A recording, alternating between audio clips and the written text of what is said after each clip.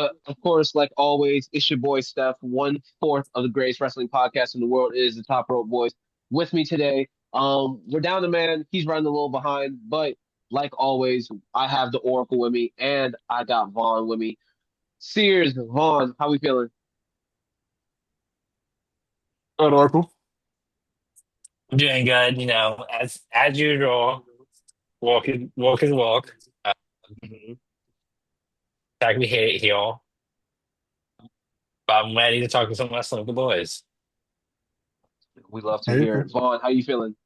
hey, man, I'm feeling good. As a teacher, I basically had the whole week off, except for today and Thursday virtual. So I'm chilling. It's been a good week, just being home for the I, snowstorm. So, hey, Mother I Nature, wish. Mother Nature did your big one. Shout out to you. But it's time to talk about wrestling. I'm excited.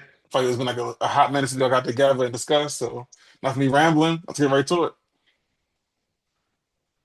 Man, you right. Let's get right to it. We got a lot that happened this week in wrestling, man. So much that went down. But first things first, before I say anything, let me just say, hey, if you haven't noticed, we got two ice problems. And I'm not just talking about the stuff that's outside. If y'all not standing with them people in Minneapolis, respectfully, fuck you. Call your senators, call your governor, call the peoples. We got an issue. You feel me? Real quick, real simple. That's all I had to say. Oh, and I never thought I'd say this in 2026, but free Don Lemon.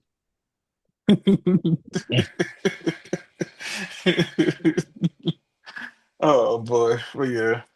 All right. So what was first on the dock, serious?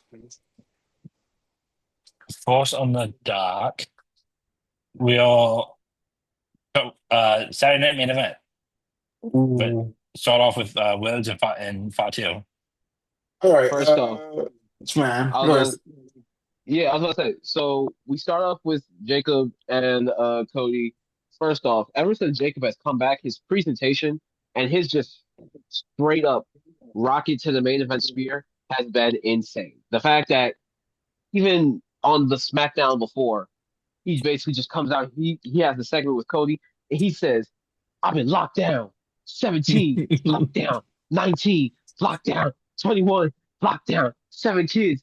I was fired before I was hired." And then he's talking about, "I went from EBT to WWE." Oh yeah, nah, y'all got me. Y'all got Hmm me. He was rapping. I, He was.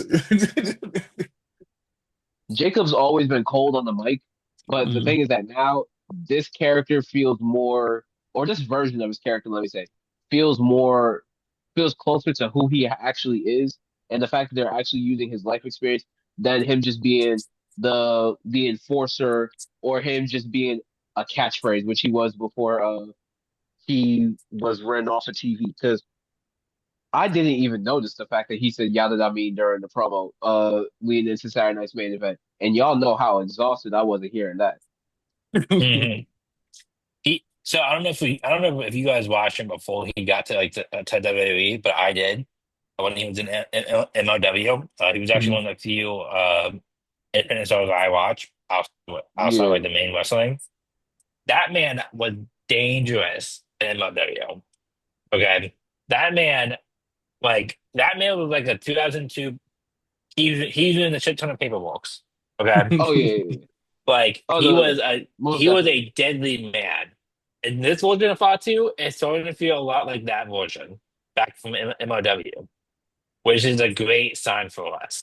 Because if that Yeah. version of Jacob Fatu comes out, WWE better put a rocket ship on his back because he is going to be unstoppable both in the ring, on the mic, and the fans will be back behind him 100%. Nah, Dude, facts. the way how, because I'm familiar with his MLW stuff. Like I've seen the match that he did with Masha Slamovich. That was always one of my favorite like intergender matches, just in general. But Hmm the fact that they've nerfed so much of his moveset, like the only thing that he really does is the Christopher Daniel greatest movesault ever, but he used to do so many more flips. He used to be so much more agile on the indies. So if they're able to let him kind of scratch a little bit more of that, especially now that they have to build his character to be someone to rival a Cody, to rival a Drew, which, by the way, I do want us to touch on just a little bit before we get into the actual match itself. Jacob did actually say this past week that Drew was the one that knocked his teeth out, but Drew is still denying all claims. So, what do y'all Mhm. think of that before we go ahead and talk about the match? I don't know. Like I said, it's giving us like flashbacks to the whole Naomi J situation. So it's like at this point, I don't know because I feel like it'll be too obvious to be Drew, honestly. So at this point, I have not a single clue who it might be. I mean, it could be the whole Randy thing we get with this heel turn with Randy, maybe. But even then, like I said, I'm at this point, I have no idea who did it. I don't know. Wait, so is he saying that he didn't? That McIntyre was not the man who attacked him? No, he said he was. Oh, yeah. I think honestly, I think it is him. Like, Hmm. to be completely honest, I think that he went after McIntyre in the Three Days of Hell to get his revenge. But when you're mad, when you're trying to get revenge on someone, and you're focusing on him, you don't care who else is in the way. So I True. truly think that what he said is true, and Cody Rhodes was just in the way. It's a Calcium War, basically. Essentially, yeah. Like, Yeah, man. Like, it's just gonna be so interesting to see how this develops because, like you said, typically if it's Drew, we all know Drew is never one to shy away from owning up to his actions.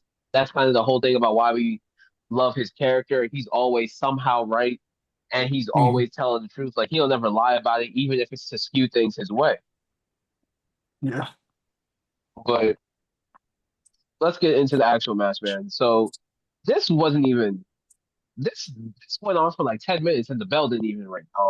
This, this was a grudge match. This was not a match. This was a grudge match. They were getting right to it. Like Man, this was a good match. at some point, you gotta ask, what's the point of security? You have to ask. so they can be world champion 10 years down the line. Yeah, get some experience taking these finishers, before they actually take them. Yeah. Bro, they went through. They went from the ring to the front of the stage, then to the back of the stage, up through the audience, Yep. to concessions. Mind you, this is all like one straight shot. They're not doing camera cuts or anything. This is one. This is looking like a John Woo flick. Like it's straight boom, boom, boom, boom, boom. They're throwing hands. I think Jacob at one point threw a trash can at Cody, and Yeah, I've never laughed harder it was such a good because. match. And the thing is that I haven't felt like this since Great American Bash or whatever that Ricky and Ethan grudge match was, that Fall Count Anywhere match. Mhm. Because imagine you're just at concessions and all of a sudden, boom, boom, boom, boom, boom. That's all just going through you. I always wonder what that's like for people who are there for those type of matches. Um, Has to be awesome. I can imagine. Has to be awesome.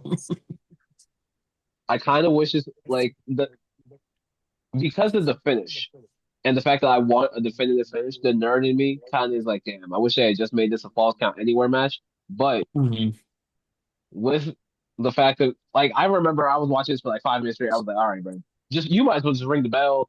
Like Nick Aldis can come out and be like, "Hey, this is now a street fight. This is now a something. This is what are we doing?" But I get it. They're trying to protect all aspects because there's obviously a larger story this is headed to here. I'm gonna let y'all know right now. I'm predicting that we're getting a triple threat at Chamber. Or no, I no, push back to Mania. I you said this you two think it's weeks going all ago. the way to Mania? I said this 2 weeks ago, and it just confirms the fact. Oh yeah, Yeah, I thought this could be a mania feud. I feel like they definitely have enough leverage, like leg room and like performers and just great talkers, all three for like this to drag to Mania, and that could be a cool match. I mean, we get that chamber, the sooner the better, whatever. I'm cool with that too. But this definitely could like tap the legs to make it the Mania and be like a night one main event probably. What what I think would happen now? I think this continues to the Royal Rumble. I think Mhm. I think we see Cody enter the Rumble or about to enter the Rumble.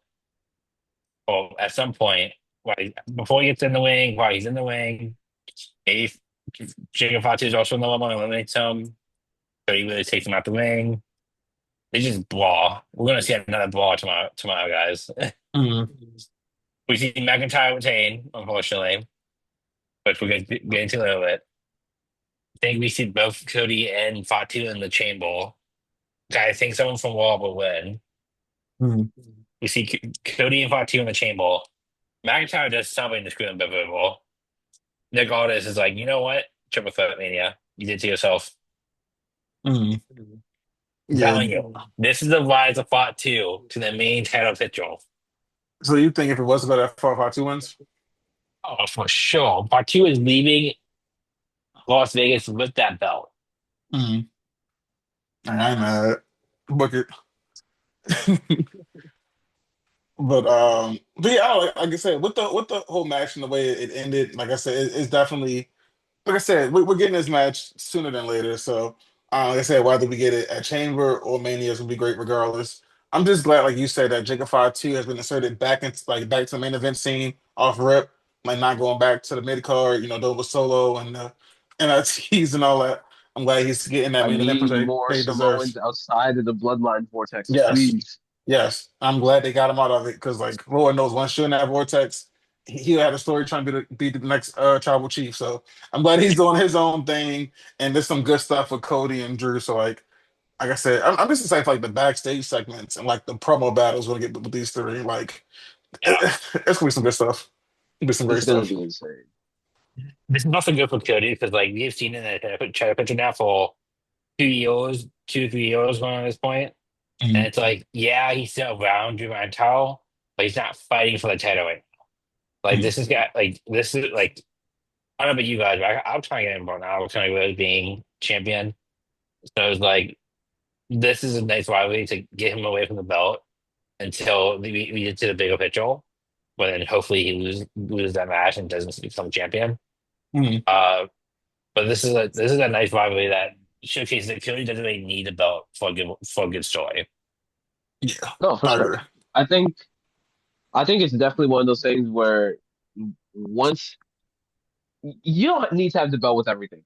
Once you can realize folks can just beef for the sake of beefing, Yeah, like let's just have pure hate in our hearts. What happened? What happened to that in wrestling? No beef, just pure hate. yeah. Like Oh, some Drew Punk, just no title involved, exactly, just pure beef. That's it. I just hate you, you pure hate. hate me. Let's get it going. Exactly. So, I think this could breed to be an insanely dope rivalry. I don't think we touched on the finish much. So Drew came out, obviously interfered, and the match ended up being DQ. I'm not gonna lie, there's so many matches with what did we call it 2 weeks ago? Fuck ass finishes. What that that's a couple. We have so many matches this week with fuck ass finishes that I think we're gonna talk about because people. There's too much overprotection in wrestling, if you ask me. Too much. I Too second much. that. People gotta just take the pin. And it's getting to the point now where we're seeing things on the dirt sheets where folks are saying that they're willing to leave a company because they don't want a job. What? Anyway, Yeah. let me, let me not do too much. Speaking of amazing rivalries, we got the reunion or the reignition of another amazing rivalry that's carried from New Japan all the way to WWE, all the way to the end of the Phenomenal One's career, or what seemingly might be the end of the Phenomenal One's career. We got Mhm. AJ Styles, who showed up last Friday on SmackDown. He was the face that ran the place for what some folks thought was going to be his last SmackDown appearance. And then Nakamura came out and was like, hey, this really might be the end of your career. We running this back. We are running this back. And so the match got made for Saturday night's main event. And man, this was a match. Yeah. Like I always say, from Just Vaughn Star Report, 5 stars. you know, like instant classic. And I mean, like I say, it's just one of those things where I mean, it's simple math. You take two great in-ring performers, give them some time, and like let them work, and you're gonna get some magic every time. And as someone who like who knew I'm not new other promotions out there, but who's now at my older age getting aware of like watching old New Japan stuff or watching stuff across seas now, across promotions. Like just I don't know, that match back then was great. So this one was just another, classic, Shinsuke, AJ match. So like it was, I don't know, like it was everything and more. Like easily best match of the night for me personally, in my opinion. And it's kind of sad that AJ might be gone because I'm just like, man, like AJ has so many good matches I want to see again still.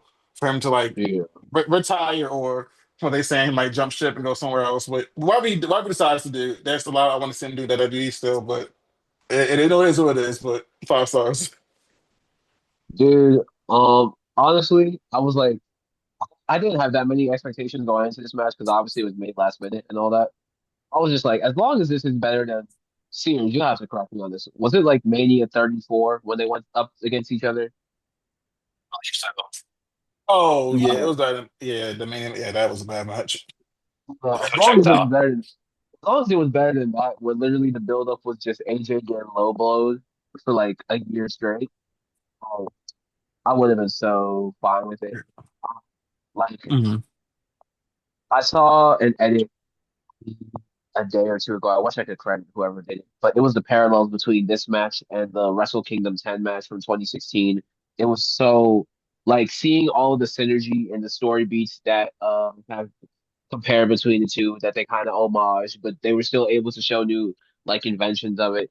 And then it's everyone like I feel like every wrestling diehard or every just wrestling fan who knows their worth like knows how deep this rivalry goes.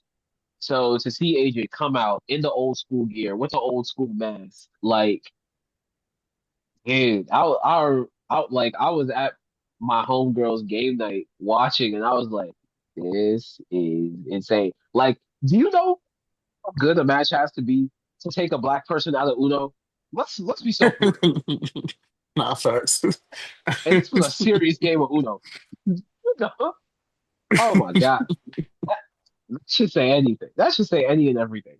But seriously, like I Yeah. think them going back to like their strong style roots, like they didn't do a traditional WWE match, dude. This was not Western wrestling at all. This was like Mhm. straight Japanese strong style. And so I think it really shows that AJ might have another peak in him. Like it's crazy that we're talking about what might be the end of his career tomorrow, and then there's still so much gas left in the tank here. Yeah. Well, I think it's kind of funny because like we kind of saw the same thing with John Cena in his last two matches, right? The last like his last maybe 5 6 matches, Yeah, Bengals. we were saying that from like the SummerSlam match, like Hmm. basically Yeah. onward. Yeah, like so it's like they're going like it's like Westbrook's going. I mean, this makes sense. Westbrook's going to go out giving me the best Oh because like yeah. I look back on superstars like the Undertaker or like Goldberg. Oh, not Gold. Maybe Goldberg, but like Westbrook's who like Maybe. couldn't who couldn't leave on their own terms, and it shows that it shows like If the they Oh, did. they Undertaker, should have. Yeah. like outside of what was his pandemic match that he saw?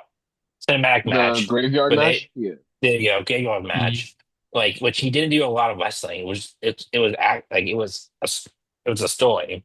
But like his last wrestling match, I wouldn't want if I was him, I wouldn't want that as I don't that last match. So Mhm. it's like we're now seeing guys go out on their own terms, which allows them to give it to all. Like Cena, since Mania to December, Bengals. AJ Styles. But they put on Bengals when you give them the chance. But the last couple of matches we had, Bengals. So it's like, do you leave on your own and go out the best you can, or do you try to stay in the company as long as possible, stay in the business as long as Yeah. possible? but lose the ability to actually perform. It's it's difficult. It's difficult because we're not in their shoes. Yeah, you put it that way makes sense. It's just a part of me too thinks like I don't know. I think AJ like might be all elite. I don't know. Like I think I don't know. like I don't know because maybe I'm just dream booking because I want to see him and Kenny Omega and like those guys it's like those people. But like I don't know. But Oh no, no, let's talk about it. So we saw today that we saw today that he trademarked yeah. his logo and his name. Phenomenal. So it's like, ooh, I'm not gonna lie. I kind of wish you on. I want the Omega match. Will Ospreay is supposed to be coming back off an injury this month. I Like want that that'd be match again. cool. Like him and Kyle O'Reilly. No, Kyle Fletcher. Sorry, Kyle Fletcher would be cool. So like I don't know. It's like I, doing AW that I'm just like ooh, I'm salivating for. So that's just me just fancy booking. But man, I don't know. that's it's either that or honestly, I've said this from jump. Just let the last match Oh be against Leon Slayer and call it a yeah, day. defend this TNA. Yeah, yeah, true. Mhm. But I think that's more like the AEW. To be completely honest. yeah, literally, if we were to talk about all the AEW rumors that have been going on recently, they say Styles might be going after this is done because we're going to talk about what he said on Monday. But he said Gunther is trying to retire his WWE. Apparently they're saying that Shane McMahon might be an AEW GM sooner rather than later. Brother, it's gonna start looking like 2016 SmackDown over there. It is. Well, I'm excited though. Stuff like this has me excited. I'm excited to see him like lead the Fed. But I mean, if I get to see him still wrestle when I like for the rest of the year, I'm still happy with that. Even if it's not with the Fed. Yeah, so I think we're gonna get some great. I think either way, this is gonna end up being like a great. Whether this is a pure final send off, I think it's gonna be a great match because AJ and Gunther, that first match was crazy, and I expect for this one to be bigger and better. Oh yeah, But let's see, we're still on Saturday's main event. Oh, let's talk about yeah. the Judgment Day Girls versus Rio for the Hmm. tag team belts, man. That was a crazy, crazy match. And honestly, I think the more we talk about it, the more we're gonna see more sharks start to swarm around Stephanie Vaquer for that belt, man. And I like it. It's giving that main event seems something to do. I like SmackDown. Like I'm just glad that we have more bodies aiming for that because like.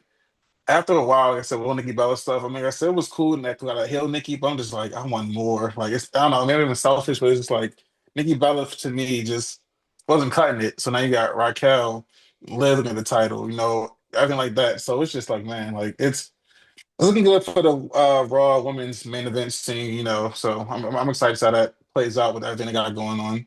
Um, definitely to split one of these tag teams up soon rather than later, so we get more bodies for that. But Hmm. other than that, yeah, it was that match was.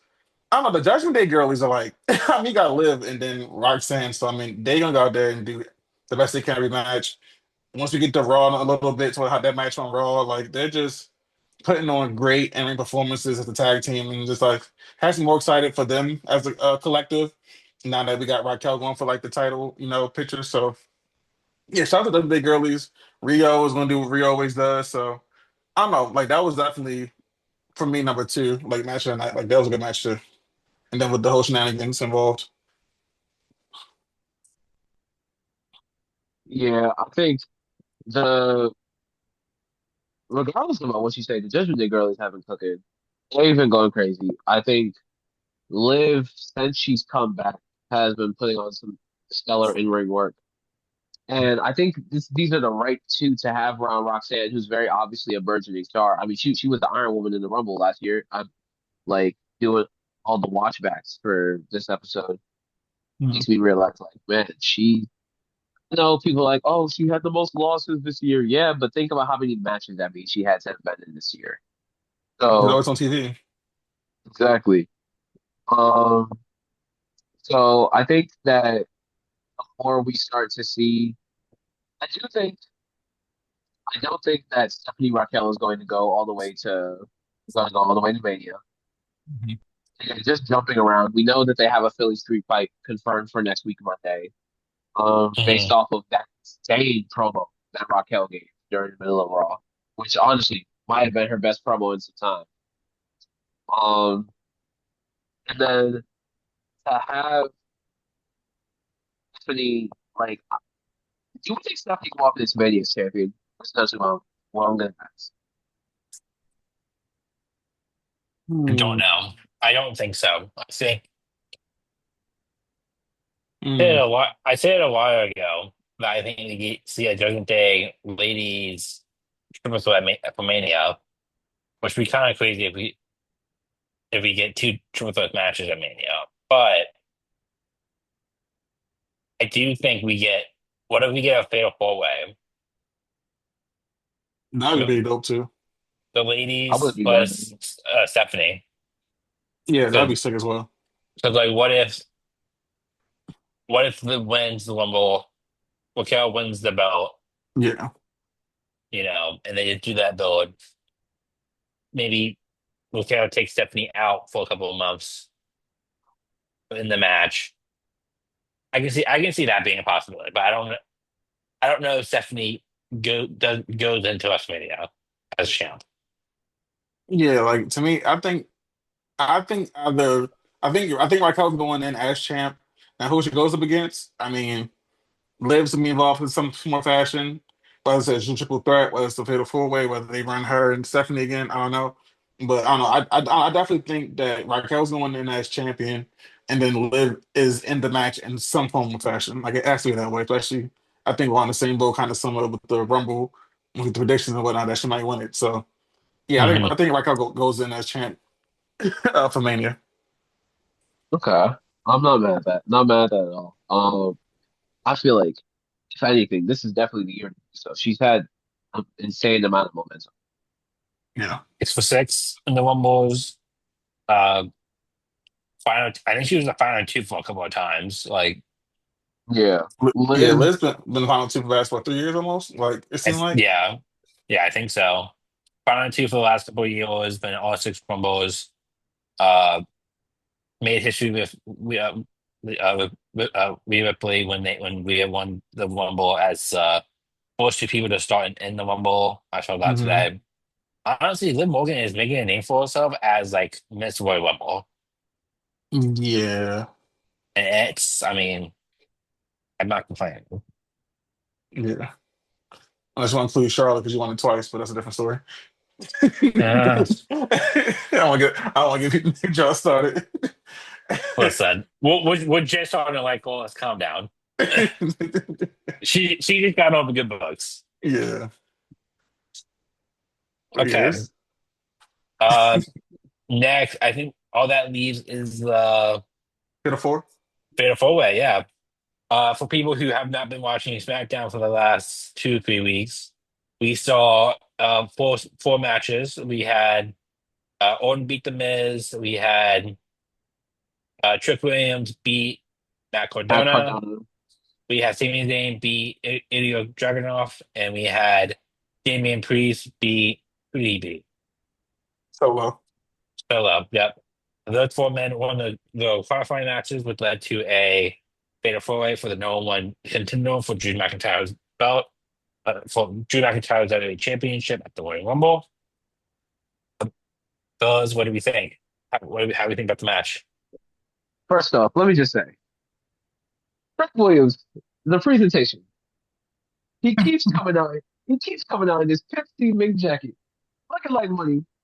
That is a pet named Trick Williams. Let me let y'all know right now. My boy is big. My boy is cleaning us a peppermint. Oh, I know he watches the Shaft movie and is like, let me pick some fits. Um, but no, overall, man, this match was insane. I think first off, while we all knew that Damien was going to be there to take the pin, we gotta stop sleeping on Damien. Damien has some good spots. Not taking his slander in 2026. My hater to the day. My man gets his get back. Say for yourself. Sears said, really, it should have been Aleister Black. This I hadn't heard the beef. All I'm saying is, if Alex Black would have won that match, he would have been the fatal four way. Just saying, justice for Probably. Alex Black. Um,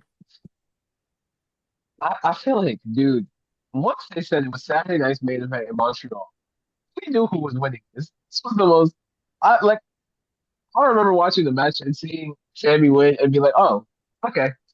It was cool. It was a cool, like, 10, 15-minute match, but I was like, ah, it's 15 minutes. I had no surprise at all. Mhm. Like, the pull the trigger, dude, that been the one time where I would have been like, oh, pull the trigger, give it to Davey, give it to Randy. I would have been so fine with two dudes that Drew has history with that been a little bit of time since. Like, fuck it. Mhm. Fuck it. Because this is probably just going to be a one-off defense anyway. Like, Yep. fuck it. Mhm. Um, I think Randy gotta bring that old Viper out, man. There's too much on the line, man. I gotta start. Someone gotta talk. Someone gotta sit down with Randall Keith Orton. Ask him, do you want 15 or not? Yeah. Got to. At least like hope I gotta shave and say it again and just embrace the voices. You Wilson, do. He like, got to. yeah, so the voice is getting upset with him. Yeah, like if Randy don't punch somebody next month, I might lose it. Like I need something, man. Nah, that's that's how he gotta start off the Royal Rumble. What a punch. Yeah. Oh my, can you imagine? Speed comes out again to the one with the shield, and he gets punched by Orton. Oh, don't even mention Speed name because I'm not gonna lie. Ever since I saw that, and this is no slander to bro. Let me say this before I say my statement. Ever since I saw that, WWE signed the new Saudi wrestler the week of the Rumble, I said, oh, well, I know what 130 spots is going to. Oh yeah. And again, Yeah, Yeah. shout out to bro because he might be great. I don't have much knowledge. What I do know is that, hey, I know about 20 people that could have had your spot. Finn could have had his spot. Like, I'm like, yeah, but no. I digress. I want to get started. I'll save my Finn slander and frustrations later. Get the wrong. But I don't know. I gotta, I actually missed this match coming out playing, so I actually didn't see this match.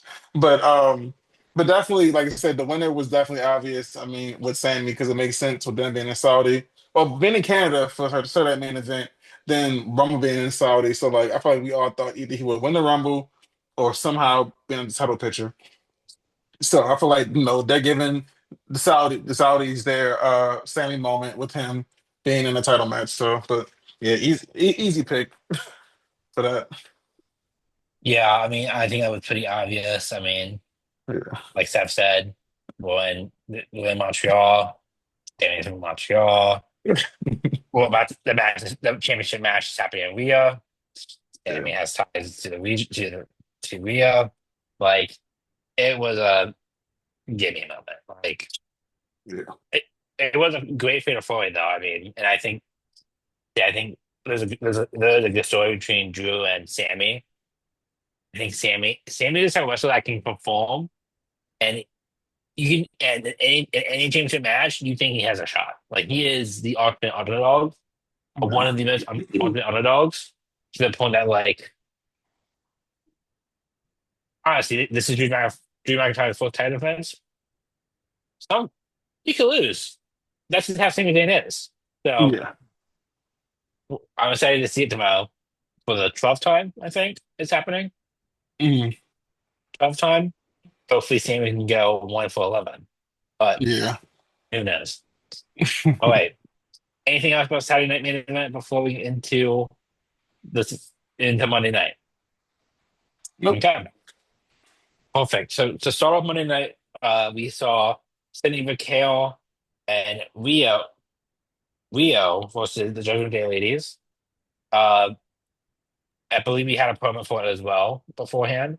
or was it just a Uh, yeah. So the promo segment that we had before was setting up the main event between AJ Styles and CM Punk. yes? Styles was like, Styles was like, Gunther thinks that he's going to finish my career. I want to make 2026 the year of AJ Styles. Which, by the way, I'm not gonna lie. Maybe I watched too many interviews, but as soon as he said, "I want 2026 to be the year of AJ Styles," I said, "Oh my God, stop lying dead to our face." Because AJ, I've seen the interview where you said you just want to go out quietly. I've seen the clip. You, but I mean, it might still be. yeah, like he definitely might still be, but it's just like I don't know. It was hard for me to believe the promo as soon as he said that because I was like, but I'm not gonna lie, I completely forgot about it because as soon as I heard Cole's personality hit, I said, "Oh shit!" Like we Yeah. haven't seen the two of them in the ring one on one in WWE ever. The closest we got was that Money in the Bank triple threat qualifier, which I still say that El Grande Americano should not have been in, but I digress. And then the last time these two were in the ring together was like what, '05 Ring of Honor or something like that?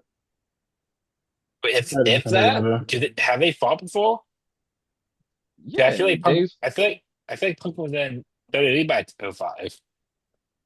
nah. Punk didn't join WWE to like '07 maybe. Okay, my God. But Yeah, yeah, let I me. mean, Yeah, they had a pure championship match. Looking for the date, but I've seen the pictures right here. Yeah, it's okay, gotta be like '04 or something like that. Anyway, yeah, you get the point. Like yeah. the I fact mean, that the fact that he's putting the belt on the line, the fact that he wants to be a fighting champion, like it all builds into a great like moment of like things that we had wanted that we never got, which again is feeding more into the retirement tour stipulation. It all just depends on how far the line is, you know? mhm. So I don't know. What did you guys think of the segment? And then what did you guys think about the Stephanie Vaquer and Rio against the Judgment Day ladies, six woman tag? Like I said, just same thing I said for the main event with the Judgment Day girlies in Rio. Like I mean, it's just you have literally like the best women in the ring in Raw right now putting the match on. So like I feel like it's hard to Mhm. have a bad match when you have Io, who is the best wrestler in the world right now, Rhea, who is the hottest thing ever, just everything. So it's just like, and then you have like good performers and Stephanie, Liv, Rocks. Like I don't know, I just feel like it's hard to have a bad match. So just the matches from that standpoint, well, Star Power was really good. Mhm. The promo was really good as well. I don't know, I'm not a big fan of the buddy buddy face promos, but because it was AJ and Punk, it kind of worked for me a little bit. Um, just that was a good little segment. So, but I don't know. Overall, the start of the show is really good. Like, I'm glad we got them talking in the match eventually towards the end. We'll talk about the finish a little later. But overall, like I said, it was pretty cool. It was solid. Like Raw definitely started off pretty hot. Yeah, I agree. I mean, if that was AJ's last Raw, I mean, I mean, CM Punk was definitely definitely one of the people that like people wanted to see AJ like Punk and AJ Styles is a match that people have been wanting to see since Punk came back because yeah, they did play in ROH, but they were like young in ROH. Like they won't like that. They didn't have the experiences that made them who they were at that time. So Mhm. like this was the best version of like this match was the best version of what they had, and I feel like the promo kind of like was a good way to kick that off and like introduce to us. Even Mhm. though I kind of agree with Vaughn, I'm not the biggest fan of like a face to face promo and a face to face match unless it's something like this. And Yeah, with like I these feel like two, dream matches are kind of an exception. yes, like these two, like generational superstars, like they define like the two like they honestly they have to find the 2000s of wrestling for Yeah. fans. Like you typically think of you typically think of five stars that survived wrestling in the 2000s. These two are on that list, more likely or not. So, like, I'm happy to have that fun, and like Ron said, we'll talk about the match when we get to the main event for Raw. The six women tag match, excellent. I mean, six is the best stars in women's wrestling. You can be hard to do something wrong right now with that. Yeah. Uh, okay. Uh, Rio and Mikhail won. So then we go on to Pios and semi with the Pios and Division. Uh, what do you guys think about this? What do you think about Pios like apologizing and being saying one baseball? What do you think? Um, with the news we got today, it has me do some speculations, but definitely, You see um, you seen it? yeah. So definitely, I think his job is on the line in a sense. So Hey, whether he's on the bro. phone, like, I'm so happy you brought that up. I'm so happy you brought that up because somebody's getting fired. yeah. For Somebody sure. is. Uh, let me tell For you, sure. the amount of stuff that I've seen this week where I've said somebody is getting fired in relation to the WWE offices, who them cuts is gonna come. Yeah. Y'all gonna be in the unemployment line. Let me tell you right now. Guys, who let my man on ESPN say that during the interview with Seth Rollins? I'm trying my best to be as vague as possible. I think Vaughn was talking about something Also, else. also, Ava. Oh Oh, yeah. Also, yeah, I'm not gonna lie, that Ava news kind of shook me, but NXT's already in a weird point of reset. But I know what you guys talk about. The fact that Braun is supposedly coming out number one. yeah. So, Oh, Is actually, that yeah. not was what? that Okay. not what you were talking No, about? no, it wasn't. What are you talking about, Vaughn? I was saying Ava getting fired, him going to NXT, but I didn't know about that. See, now mind, I got to think about that more. Oh, 'Cause I was thinking he might get. oh, I think he Not might even just that. go down. Yeah, I think like to go to NXT. I think about like getting fired. that's okay. So what? Yeah, well, okay. So for the Yeah. okay, so just so fans that don't understand, with SmackDown, but SmackDown being in Saudi right now, they this is coming out tomorrow for the Rumble. So people have probably seen either the pictures or will have seen SmackDown by then. Uh, SmackDown came out mad early today. It came out like noon. yeah. Yeah. So when the time that this airs, SmackDown would have already happened for tonight for those of us Uh, who are in the US. Uh, apparently, someone in WWE back on the production side of things decided to or didn't realize that they were airing two of the folks interested in the Rumble, which was which is Braun Breaker. Uh, so for SmackDown fans, we know this now. Uh, mm, but for Again, Raw, when I saw that on Twitter, I'm telling you, I was like, oh, someone is getting fired. yes, someone is probably getting fired, if not being moved down the ladder. Who? But on Raw, ooh, we I see. on Raw, well, actually, kind of with walking back to last week, SmackDown, last week Raw, where MPO's interfere with the Vision interfering in the match, which led to Paul Heyman confronting him backstage, and Adam Pearce receiving a call from someone.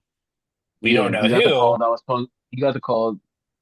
And everyone was like, "Oh, it might be Braun Breaker," because all of a sudden, then this meeting was set up between the two of them to kind of hash out their differences in the middle of the ring. Mhm. So, um, Adam Pierce comes out, Vision comes out. Paul Heyman is such an asshole, and I love it. He says, I think Paul Heyman says something like, "Well, what I'd like is for you to stop interrupting me." When Adam Pierce is clearly just trying to get through it all. Adam Pierce might be the most stressed out GM of all time. Easily. Yeah, yeah. It went it went from being the most stressed out GM in 2020 5, 2026 WWE to now just being the most stressed out GM of all time. Because I can't recall the last time a GM was. Yeah. uh, so Von is now back in, is now reinstated, Mhm. and it was said that he and the Vision, the rest of the Vision, so him, Boston Reed, Logan Paul, and Austin Theory are all in the Royal Rumble match. Uh, this that's later on tonight in the night we saw them backstage, and they all agreed to kind of help Boston Reed, Braun Breaker win the Rumble. Yeah, Uh, which so, I think was so kind of evident given his standing on like the Raw card. Again, mhm. I've been very evident saying that like I figured that he was going to end up winning the Chamber, but I feel like this is. I feel like if he ends up winning the Rumble, I wouldn't be surprised. I wouldn't even be mad. He deserves Yeah, it. I was so intense since it's Chicago, such a Punk centric thing. We know he's probably going to challenge Punk for the title. It would be just right for him to win Chamber. But I digress. Um, yeah. Sorry, I didn't mean to cut you off, serious, but yeah, like it was just insane. The fact of you had Adam Pierce actually put hands on the WWE superstar, and then they just patched it up in like 5 minutes. yeah, Like, did anyone else have a problem with that? Like, there was you had this man boiling hot, like boiling red, how angry he was, and then y'all patched it up in a 5 minute segment. I'm not sure if they were just yeah, stretched for time or whether it was like, hey, we just got to build momentum for the division Mhm. going into the Rumble, but it was just like, all right, this seems kind of thrown together. Turnaround There's was too no, quick. yeah, yeah. I don't. Yeah, the whole thing is kind of weird because, like, one, they made Adam Pearce look like a big like bitch in a sense. So it's like I don't know if I like with that with what Ron said about what the women that he hold, I could definitely see him being sent down to NXT. Definitely with again for people for viewers or listeners. Uh, this comes out Saturday, the 31st, hopefully. Uh, and so if you will probably would hold by then that Ava, the GM for NXT, left WWE, so we now have an open GM spot down now. So I can definitely see how this like him being punished and being sent out to NXT. I think that'd be kind of fun.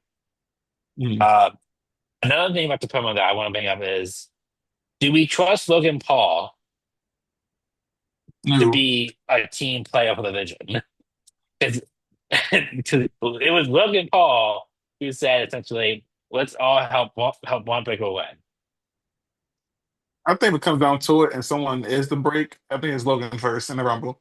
Like if someone was to turn on somebody in the Vision first, it's definitely Logan. I think. man. You asking me, do I trust Logan Paul? Can the leprechaun fly? Like, it's not gonna be that simple. So yeah, nah, Logan's definitely gonna be out. Yeah, I mean, I He agree. gonna accidentally I hit just don't. someone with them brass knuckles. Yeah, Yeah, I just wanted to point that out. Just wanted to yeah, point that out. And and we still got Austin Theory, who may not be Seth Rollins' in man. yeah, His inside man. To get his revenge. So who knows? I think the Yeah, Momo is going to be really interesting with the division. I think it's going to a lot. Anything can happen with them now, yeah. and I'm so which excited. I'm ready for it.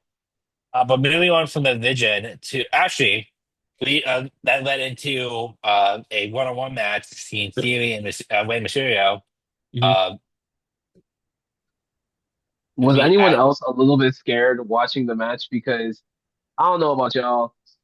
Once I saw the ref throw up the X, I said, this can't happen 2 times in the calendar year. This can't. His Ray got injured, didn't he, in that match?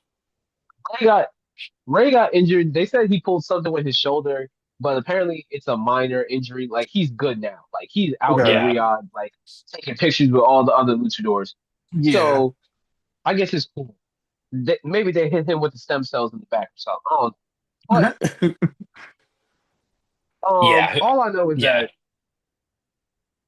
I'm happy. I think I said this like a month ago when this angle started. so happy that they are now moving from putting Rey Mysterio with Logan Paul to putting Rey Mysterio without Austin Theory, because like at least then I can kind of deal with it a little bit. However, I do think we are running the risk of like this being a repetitive like mid card. Like this is just something that we can always go to as Mhm. far as because there was nothing, and I don't want to shit on this match. There was nothing spectacular in it that we didn't already see from like the other matches between Division and the they don't have a faction name, so let's just call them the Luchadors. Luchadors.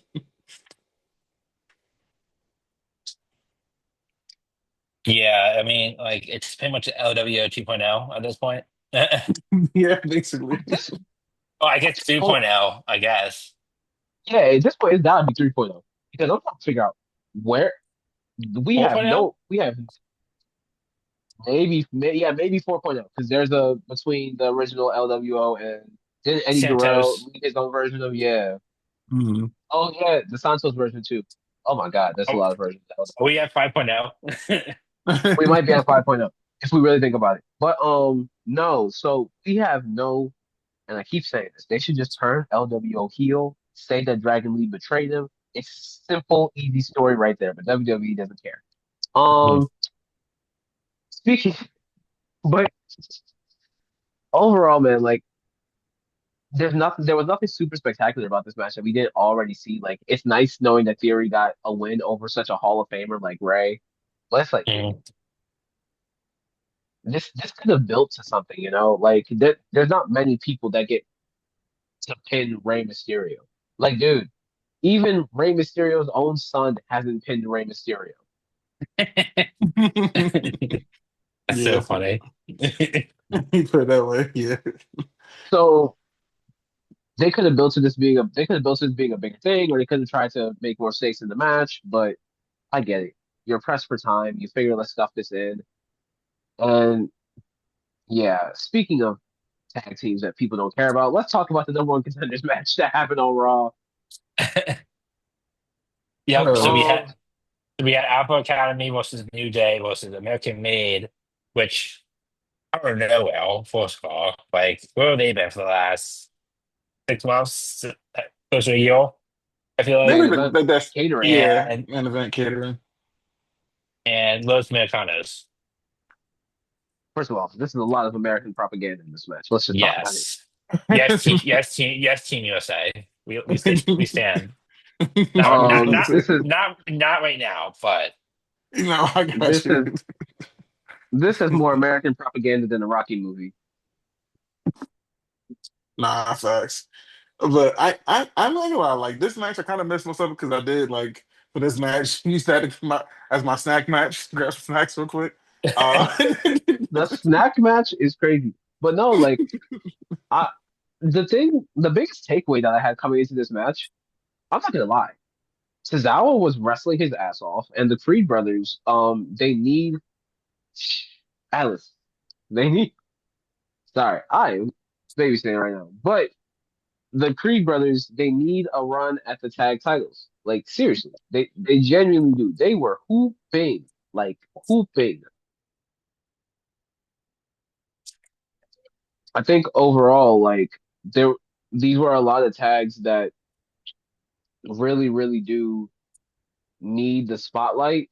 And I'm happy that like even though I thought it was weird that you start off a number one contenders match with Jay Uso having his full entrance coming up, but I get it. That's a man. You want to sell merch.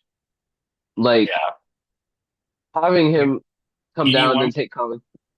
Mm, Yeah, like I get it. Have him come down, take commentary. You want to build attention towards the match by having the champion there, blah blah blah blah. Even though Jimmy is apparently out dealing with personal issues, I hope that him and Naomi and the family are okay. mhm. Um, Mhm.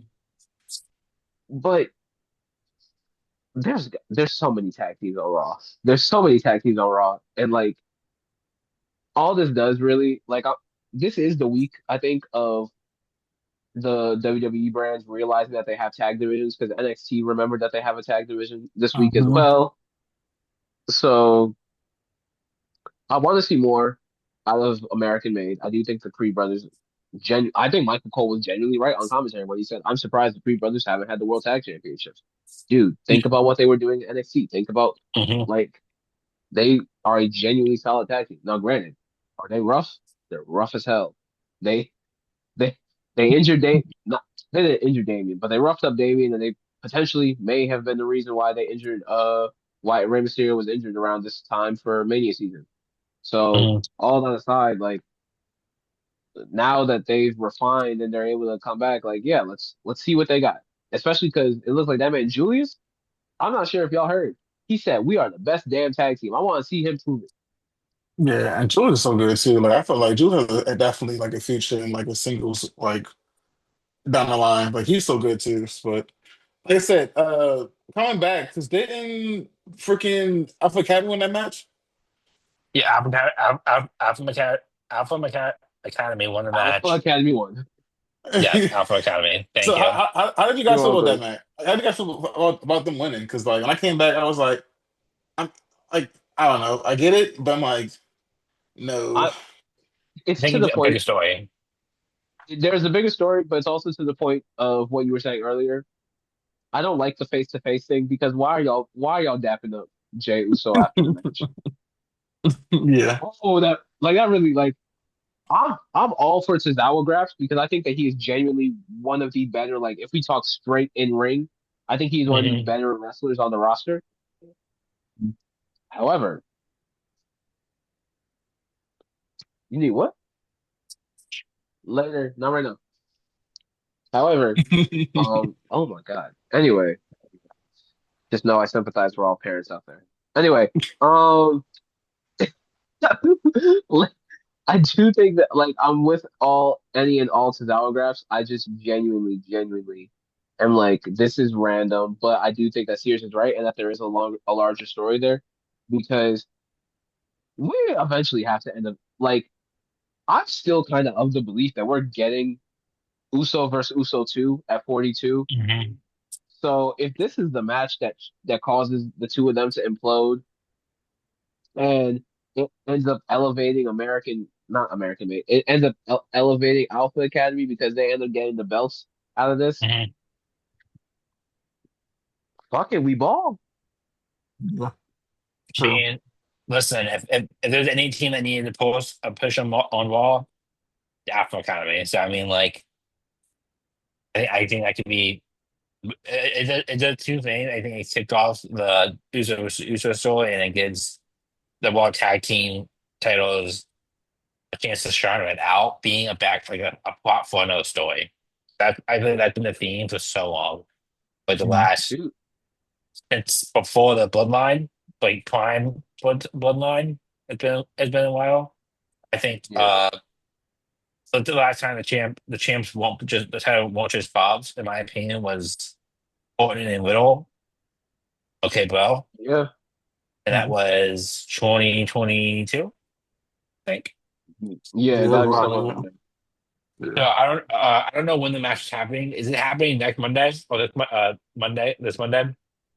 I don't Not recall sure. it being advertised for them, but I would assume probably week after if Jimmy's doing still dealing with family stuff. But let me double check. Anyway, we got a Raw Tag Team Championship match coming up. Yeah. We are between Usos and Alpha Academy.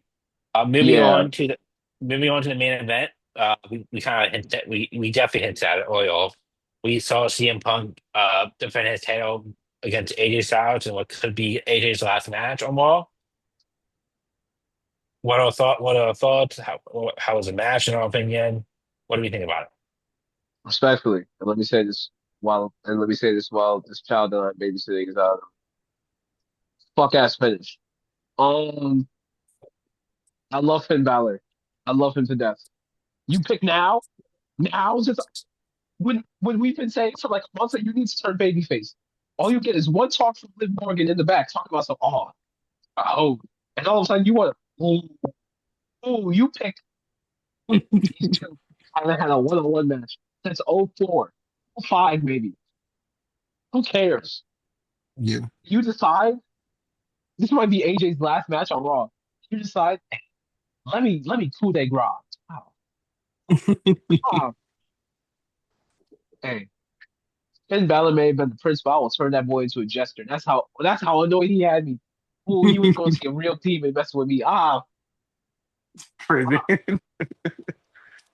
yo, I'm telling you, I was so annoyed because it was like the thing is that like I've seen some people say that the match was already meant to begin. Me personally, I thought it was pretty entertaining so far. So the fact that it just cut off like that, the pacing was a little off. I'll give you that. Like, what are we doing? But anyway, what did y'all? Okay. Um, like I said, I mean, same thing. Like, I mean, I feel like what really got me was, like you said, the names involved and the history behind of them not really wrestling, especially under that, I guess, programming in a sense. So I was heavily invested through the opening segment in that. Match, not too bad. It was definitely like one of those very technical grappling matches, without the extreme high flying moves or the over the top spots, which at times is good. So that's pretty solid. It's just like I said, like Steph said, the finish was Finn after Finn backstage giving Punks his flowers. Then he talked to the snake that was on the tree back in the back in the Bible. But Liv Morgan convinced him to Mhm. do evil and go back to his heel ways. And then once I heard the crowd react, I'm like, is it Gunther? As soon as I see that shotgun drop kick, I'm like, you gotta be kidding me. um, it's just I don't know, like we're all clamoring for a face Finn. Like, don't give me that taste, or give me that little bit of face Finn with the entrance and everything in Ireland, just to go back to the Judgment Day film we've been getting. That's honestly been I ain't saying buried, but dead and buried for a while now. Like it's definitely time for Finn to do something different with that. And I don't know if they're having them stay heel until Dawn recovers, and then maybe we'll get the face Balor versus a heel Dawn for the IC title, which I think we get eventually. But it's just like, man, like I'm tired of a face Finn. Like I mean, not face Finn. I'm sorry, heel Finn. Like heel Finn is, I'm over it. Like at this point.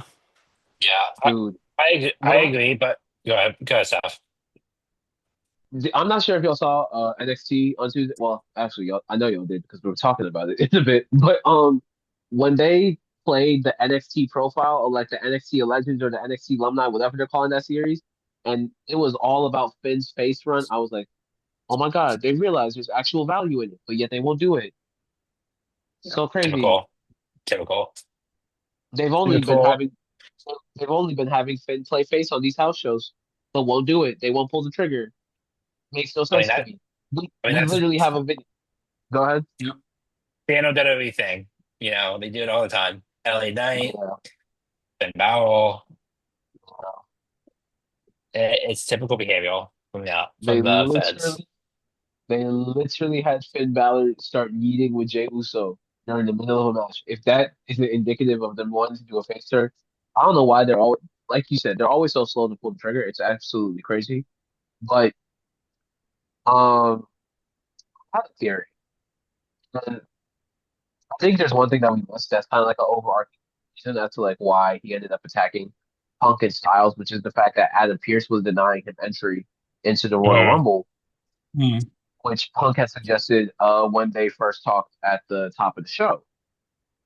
What if it isn't Finn Balor in the Rumble, but it's actually the Demon? Now, granted, Ooh. I understand that Finn Balor recently has said that he's not happy with how WWE has treated the Demon, how they've used the Demon, so on and so forth, Mm. because of just like to Finn, it just used to be a cool entrance, and this was just what happened. It wasn't like a separate character or anything like that, but Hmm. WWE has treated it like Finn Balor can only win by using the demon, unless I guess you're Edge or Roman Reigns. Anyway, um, but with all that being said, I think my thought process is just Finn is so fed up, and also we've been seeing the demon like we've been seeing the demon logo in the Judgment Day clubhouse for months now. If you've been looking in the back of those segments, so I've been Mm. thinking that this has been coming for some point. If we are to, for some reason, believe that the rumors are true and that there is going to be a singles push for Finn, which honestly, That Europe tour is giving me nothing but hope for. Wouldn't this be a great way to start it? I mean, yeah, it's just I don't know. He just has to be a face. Like I don't know. Like I'm thinking over a fan to even get any type of like push or at least I think from the fan standpoint and not like the IWC standpoint, he has to be a face. Like I don't know. The heel is not working anymore. Yeah. I think honestly, I didn't. This might be his last like hero rivalry. I honestly think like maybe we see Dominic Mysterio. I think we see another Punk Finn match for the title, maybe at Chamber. Mhm. Well, Dominic Mysterio returns, and that's when like the breakup happens. In my opinion. Um, Oh, I didn't even think about that. You cook it. oh, You cook it. like I typically do. Chef Shields in the house. Um, but like I think the plan is heel Dom versus face Balor at Yeah, Mania, and yeah. maybe that's when we see the deal. Mm. Um, but I honestly think like honestly, I kind of wish that we actually got to see the full match, being as it might be his last match all.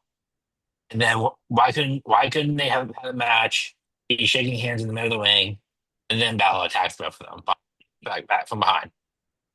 Well, Steph said earlier, like we're in a business where everyone is overly protective, whereas like they make it like it's a bad. I mean, it's a bad thing to lose, yes, but if you're losing to a CM Punk or AJ Styles or a Cena or Roman, like guys like that, it shouldn't matter if you lose. You're losing to the best of the best. Like it's okay to lose to those Yes, guys.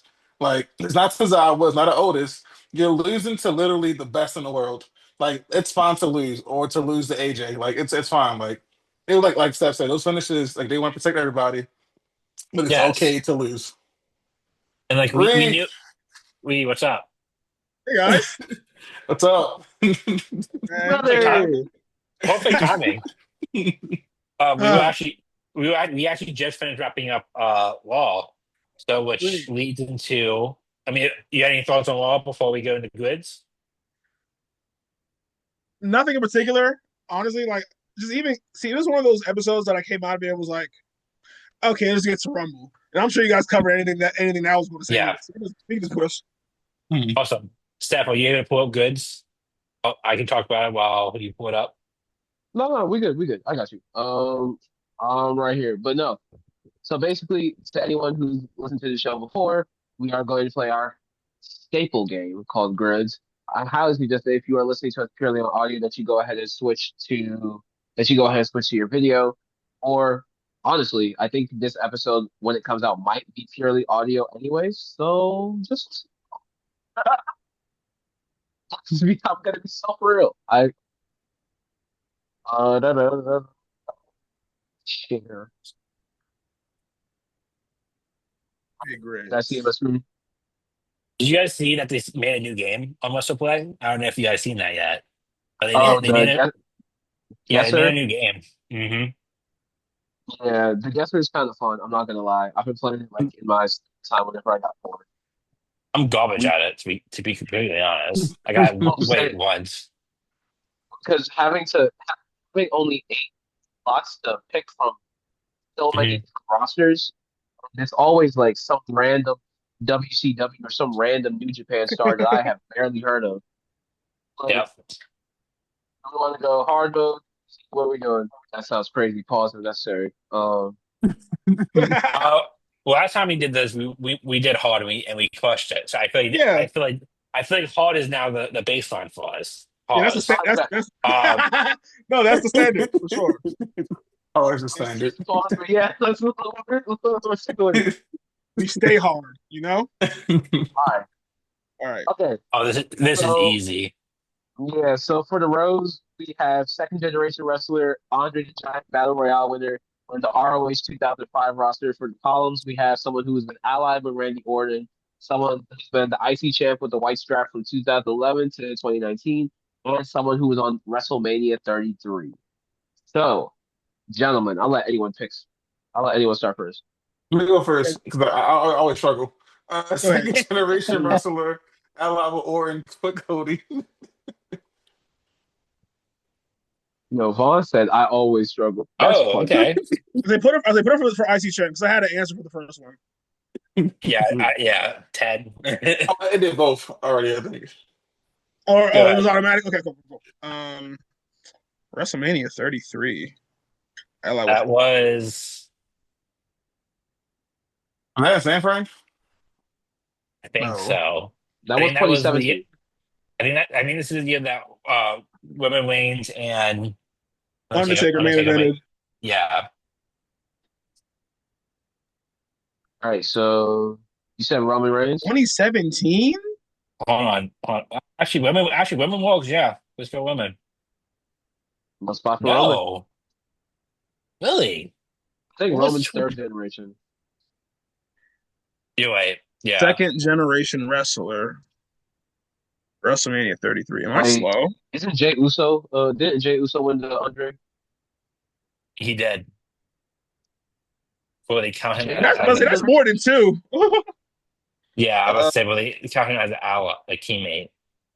Mm. this what's Big Show. this Big Show. wait this was I was like either Big Show or Cesaro. Big Show. Pretty sure Big Show makes sense. He was Big in that Show. because he was in the Battle Royal a lot. And I let's assume try Cesaro. Which spot do you want him for? ROH 05 or just run ROH. ROH. ROH. ROH. Yeah. Baron Corbin. Uh. Ooh. Baron I think Corbin. that's a. I think that's a pick. No. Oh, Ooh. what? no? Because I know he won He an won the. He did. Andre. I know He he won was an a Andre, but champ. I didn't. Okay, fair, super fair. Uh. Who else won Andre Who was an from IC champ? 2011 Who was an to IC champ? 2019? I know Matt Hardy won one, but he was never IC champ. Uh, See, that would have been Big Show. Damn, that would have Bobby been Big Show. Lashley. Bobby Lashley. Oh yeah, Bobby. Oh yes, because I forgot that because that wasn't on the actual show. That was on like the SmackDown SmackDown. before. I forgot about that. Nice. I forgot all about that. Uh, and then Matt Hardy. You said Matt. Let's try back. Yeah, because He did go to ROH briefly. Oh, Yeah, okay, yeah, there we go. yeah, Cool. that must have been when he came back Yeah. yeah. I'm still on Yeah, the second 33 was the one generation. where he came back. I'm still on the second generation wrestler. Randy Orton? He's third generation. Okay. Yeah, That's it's the second generation that's tripping me up. Yeah. I'm just trying to remember what it's called. Oh, Wasn't KO, it? nice. KO. Yeah, you gotta remember Kevin Steen. Because there was a battle royale in that main Mania too, wasn't it? Second Yeah. generation. Now we just need a second gen who was at Does 33. Shane McMahon count? He should. Does that count? Oh, ooh, Good Oh, pull. Good pull. I remember him and Good AJ Styles pull. opened the show. Him and AJ yes, opened. I remember that. yes, And then I was like, wait, because Vince wrestled, so technically, yeah. Okay, yeah. Good. awesome. I was There struggling you there have, for a second. there you have it, guys. The boys back on top. We stay on top. Uh, He does this. We stay on top, boys. That's what I like to see. Top rope. okay, guys. Going from grid, we now head into NXT. Uh, Starting off with not gonna lie, I kind of missed NXT this week because I dealt with a second flood at work. Just saying. Uh, so what do you know, Henry and Wise? What happened? Tell me about it, guys? What's that you said? We had Joe Henry and Wise. Oh, so yeah, so Joe Henry backstage had a match. Before the match even start, was attacked by the Vandy Project, and the boys coming in running rampant already. And I liked it. It's because I feel like it's a big reset in NXT, and I feel like with the Vandy Project, they can be like that second big heel faction next to Dark State, and then I always blank on the guy who was the Evolve champion. Jackson Drake could be like the next big heel as well up there in the main Mhm. event scene with Ricky. So having them take out Joe Hendry like a big face before he can get to his match is doing a lot of good extra I'm blanking on the word. But it's getting like a nice little push, a little boost they need for this heel run they ready to do on NXT now with that big major reset. So um but Joe Hendry eventually came back at the end, and we'll get to that once we get to the last part of the NXT segment, stuff like that. But to start off, it was really good because, like I said, we're giving these new guys and these fresh faces some impactful moments early, since they are going to be the leaders of NXT for the next year, 2 years, 3 years, so forth and so forth. So, nice Mhm. introduction. How they keep pushing these guys to the forefront as your heels. I like it. Like I said, Fanny Project, Yes. I'm all in. Okay. Yeah, I would say they're definitely some guys that had to grow on me because I will say like they're that's one of those groups where I see them like I don't like these guys, but obviously that's the point. Yeah, I think just with the way they came in and attacking someone who's so beloved like Joe Hendry obviously puts them on the map. Obviously puts a statement out because obviously we know Dark State was like that brooding faction that you kind of got to watch out for. But having another group, because me, I love stables, I love factions. So I think the Vanity Project will add a different kind of heel persona that Star State would, which is good. So we have some more variety, some more characters going on. So I thought it was pretty cool, and I think they're going to be major players coming up soon, especially like with Vaughn said with the whole reset and everything going on. So that's just going to be very very cool. I fuck with the Vanity Project so far. yeah, Excellent. I'm Okay. not gonna lie. I don't care what nobody says. The Vanity Project, their personas might need a little bit of work. They remind me very much of they're very much the douchey frat boys, which they play into very well. But them boys can hoop. I mean, yeah, that's kind of the role as heroes to be hated. So, like, I mean, annoying fat boys are typically hated people, so they're doing it well. And yeah. I, from what I Like see, it's not from so easy to hate on. like, and like, and it's also like, they seem like the kids in high school who like to start fighting people until like someone bigger than them comes along, Mm-hmm. and like Absolutely. then they scatter away. So Yeah, because it's like, they said Keanu Tate they got up out of there like last week. yes, and they and these are the type of kids who are in the lunchroom, like super loud, annoying everybody when they're just trying to eat. You know, Yeah, like they like. I agree. I can, from what I've seen of them, they can be the next great NXT faction. To be completely honest, which actually leads into the next match, which is OTM versus Dog Fate for the tag titles. That starts Uh, right. what do you I'm guys not gonna think? lie, man. This was a really, really good match. Also, have y'all been seeing the promos that Saquon Sugars and Osiris Griffin have been doing on social media? Saquon is doing phenomenal work. Hmm. Um, Like, y'all got look. This is complete bias because we are all some DMV motherfuckers. Well, I've gotta stop letting some DMV motherfuckers hold the belts. Dog. not They, like all bias aside though. Like he has something. It kind of reminds me of like when Swerve came in with Hit Row at first. Like mhm. yeah, it was like Yes. we knew who he was, but like the guys who was with and BFAB and everything, we didn't know who they were really quite yet. But they Hmm. came in and they made you listen with the way they talked, the way they gave it to you. Yes. And that's the thing about Saquon, like the way he talks like ensnares you. You know what I'm saying? Hmm. Like he's very very talented in that way. So like Dark State is something that has so much potential. But I do feel like Saquon should be the one at the forefront. But I ain't gonna complain about it because Dion's doing his thing too. But yeah, I no, was gonna say Saquon can. Dion's been there the longest, so Yeah, Mhm. no, and Dion's improving too. So nothing against him at all. But Saquon, bro, he's tough. I fuck with him. Like he could be like a crazy North American champion. Mhm. bro. Hmm. All I'm saying is Saquon and Osiris were out front of or they were out front of like who's the odds or something like that. And they said, man, say man, Saquon said something like, I've almost slapped my mother because she thought that them boys was real life dangerous. I said, first off, I have never I never in my life thought that I would resonate with someone else's lingo on NXT so much. Thank you, Shawn Michaels, for loving black people. I'm crying. Yeah, Also, I love that. I love that too. He's letting them be them. Even with the yes, whole Javon thing. Yeah. he's letting them be so authentically black. Because again, at this point, you can't say it isn't working. Because like Vaughn said, look at Javon Evans, dude. Look at Trick Williams. Yeah. These are some of the most praised new acquisitions of the main roster, and it's coming off because they are authentically them. So letting Yeah. Saquon just be, he's just Southeast through and through. So letting him just be him is crazy, and I love it, dude. They were in, they were somewhere, they were in some hood, posted up to them, and oh yeah. As a kid that grew up, as a kid that like is from here, yeah, that's crazy.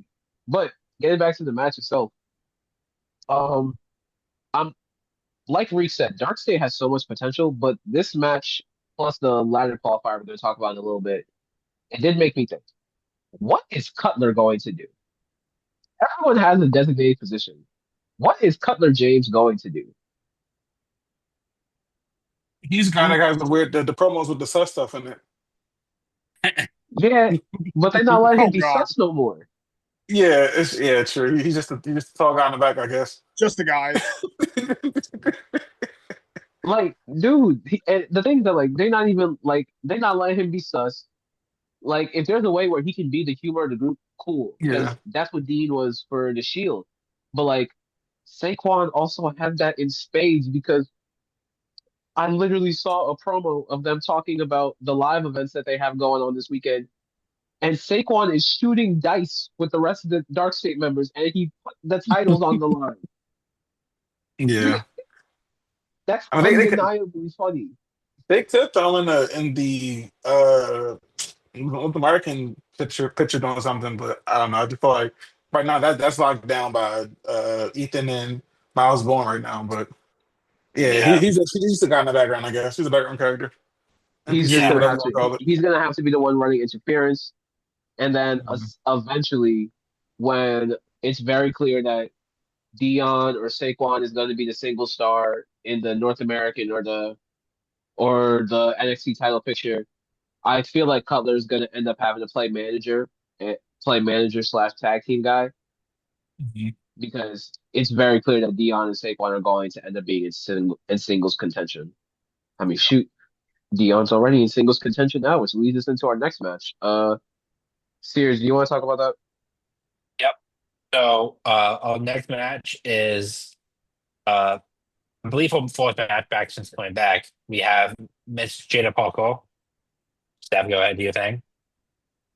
Miss Parker, Miss Parker, Miss Parker, Miss Parker. Hey, Miss Parker. Bro, this should have been a squash match, but you know, hey, Yeah. whatever. Miss Parker went ahead and went against the Kia Lions who thought we were gonna see her wrestle in 2026? Not I. Who thought she Uh was going to be on NXT in She must have some 2026? dirt.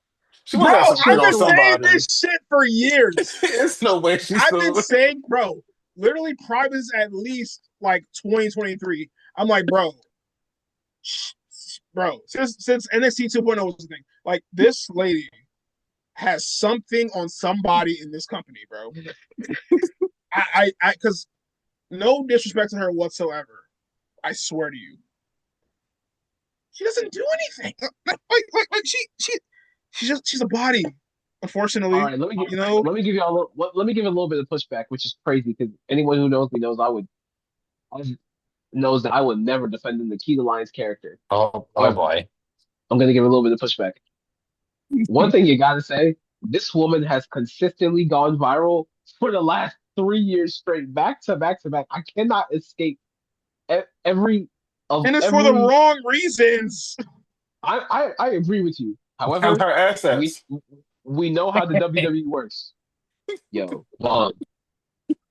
Oh Like, my my God, God, dude. Like, Nikita Lyons, if you hear this, I just know blame men. we mean I no blame men. disrespect. I I blame blame men. men too. I Men blame of you the worst. thirsty. Ew. I blame you thirsty bastards. I blame all of you. Men of the worst. Disgusting. Men are the Men worst. men are gross.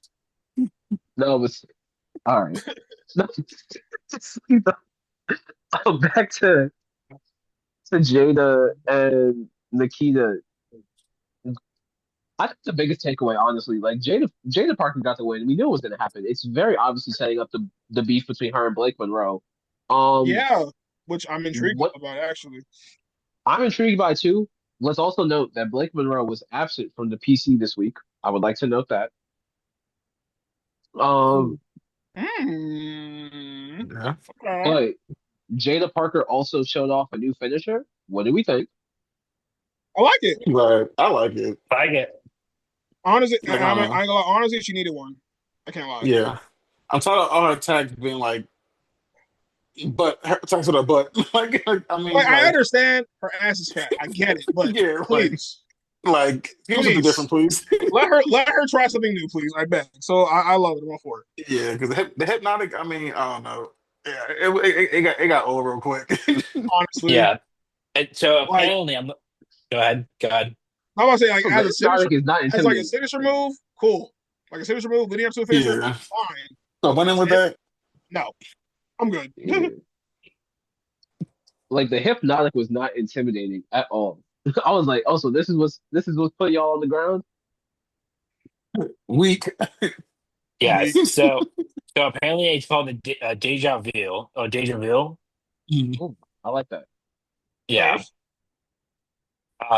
Well, honestly, there seem to be setting up. It seems like they're setting up Jada Parker kind of be a cornerstone in the division.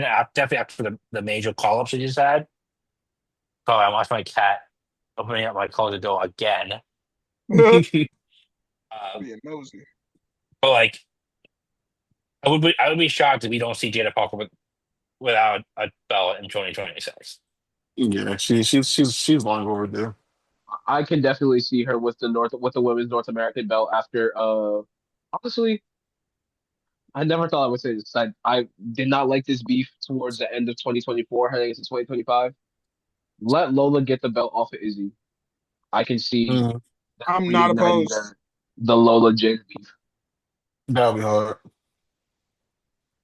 I feel like even Lola's due for a championship at some point. Yeah, she is sick. She's been like Oh, in call ring, up. like in ring, like character work, like Like back to a point Steph made some time ago. Like it's okay to hot potato a title every now and then. You know what Mhm. yeah, I'm saying? You can have 3 North American title holders in a month. I'm not gonna bat an eye at it. You know, hey, Hon- yeah, why not? Fine. Honestly, that'd be Like a great build. I do miss the fact that in the Attitude Era, like titles were changing hands like on a weekly basis, damn yeah. near, I need it. and We it need did pass around titles. and like it didn't interrupt anything. Everything felt natural. No one was like, "Oh Yes. shit, you've only been champion for 2 weeks. Who cares?" Like I miss Yes. when the length of title reigns didn't used to matter so fucking much. Granted, a good long title reign is cool because if the wrestling's good, the story's good, cool, whatever. But you know what I'm saying? You can be champion for a month, pass it off. 3 weeks, pass it off again. 2 months, pass it off again. Like that's fine. Not everyone is going to hit 1,316 days, dog. I We have to promise you, it's seriously okay. consider. Not every title reign needs to be 6 to 8 to 12 months. I promise you. Because every Like Mhm. time we every see, it's like every time we see someone get like a title for the first time, it's like a world title, like when be like you're gonna hold that bitch for like a year plus. Cody won that bitch a year clean. Mhm. You know what I'm yeah, saying? Rhea won that bitch a year clean. Like, yeah. dude, Yeah. Like honestly, if they do it correctly, like they have a chance. Like they could balance it off, like balance the belt around between 6, 7 women. Sorry, sorry, my teacher was in the call. I'm oh sorry. my lord. I apologize. They could No, bounce around with like 7 women for the next few months till you get to April. Mhm. Stand level and see, North American women's title match, ladder match. because I just feel like Oh that makes yeah, him. I just feel like that makes it more interesting though. Yes, Because like, yeah, because like when you have these long prodding title reigns, like okay, only maybe 2 or 3 guys might hold this yes, title over the next year or two, and I'm like, yes, I don't like when Roman was champ. It's like it's Roman Reigns or nobody else. yes. yeah. When Cody was champ, it was Cody Rhodes or nobody else. Like Hmm. hell, like I said, like even like going to like the Sami Zayn thing. I know I said I was going to veer off. I'm just trying to make a point here. Like, even with Sami Zayn, like, he can win the title, hold it for a month. Cool.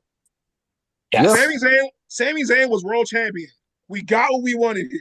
Cause shit, Yes. Christian was world champion for like 3 days. Twice. Don't worry about me. Like, and it worked. First time he won the world title, he held there for like 3 to 5 days. Yeah. Over with. Yeah. And it made sense.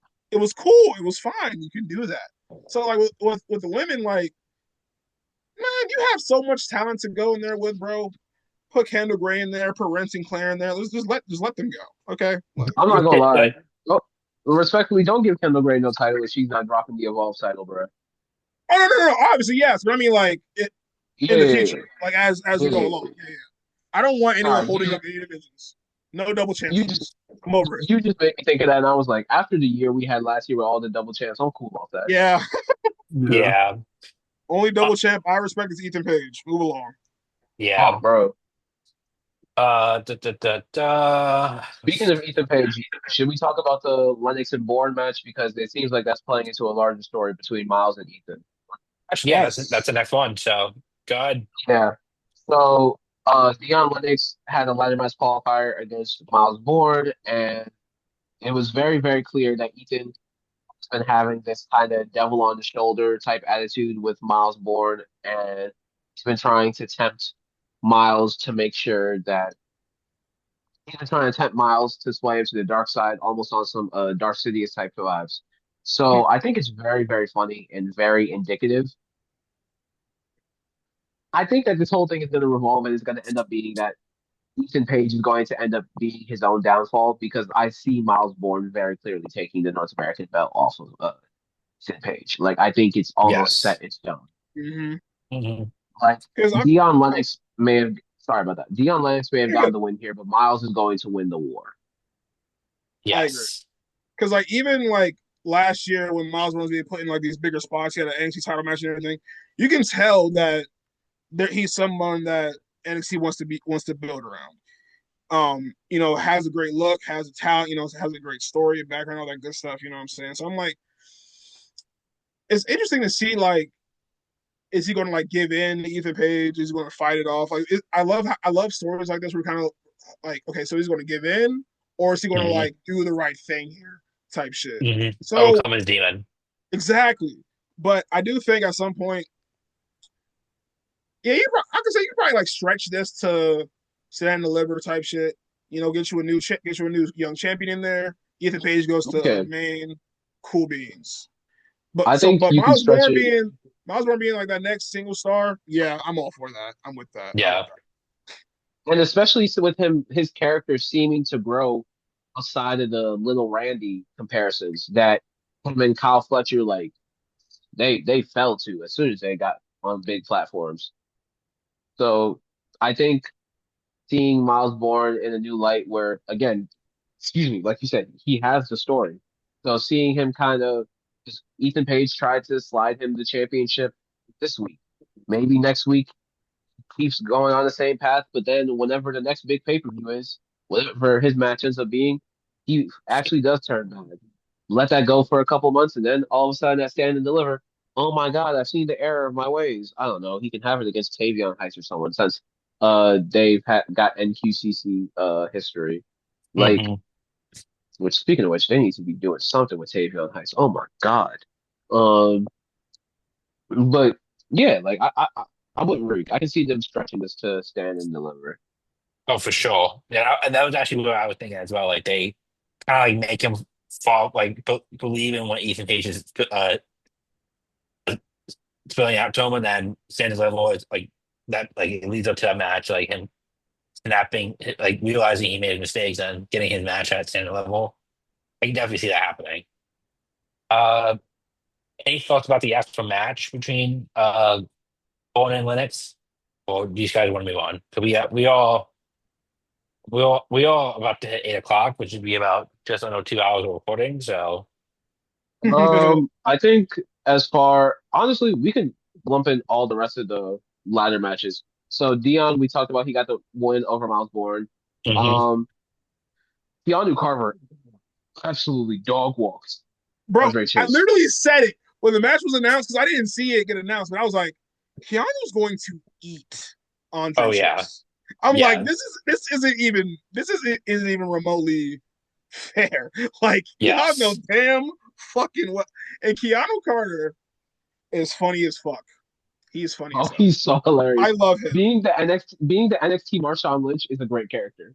I ain't gonna lie, like I do hate that as Oba's coming out, Keanu's coming in. I would have liked to see an interaction at some point in the future. Or like, Mm. I just, big meaty man slapping meat, you know what I'm saying? But Main roster 2030. yeah, Keanu quite literally ate that man. So Yeah, that was the most pointless match out of all the qualifiers. To be completely honest, like we knew who was going to win. Let's be honest. So, but looking at the ladder match now, we have Licky Saints, we have Shiloh Hill, Shawn Legacy, Drake, Dion Lennox, is it Keanu Carver. Keanu Carvel, and Joe Hendry. Seven men in the ladder match for the vacant NXT Championship. What's your parlay For then, boys? What's your parlay then? Who you got okay, who we coming up got? NXT champion? honestly, Who we got? man, I feel like there are only two logical possible winners. Literally, I don't know how you can go in any other direction. But I will say, so when is the actual ladder match taking place? Uh, If anyone else, it's slipping my mind so bad right now. I'll find out. Okay, because that'll determine my answer because I have a theory about this whole thing because I feel like if let's say the ladder match is for the sake of argument, let's say it's next week.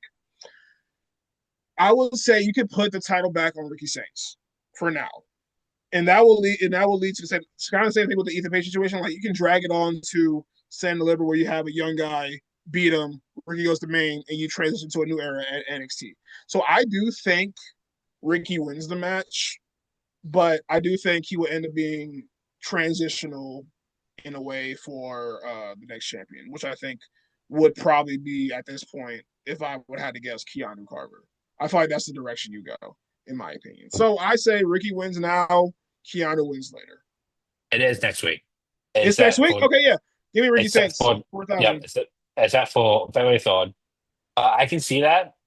I can also see them making a new star potentially.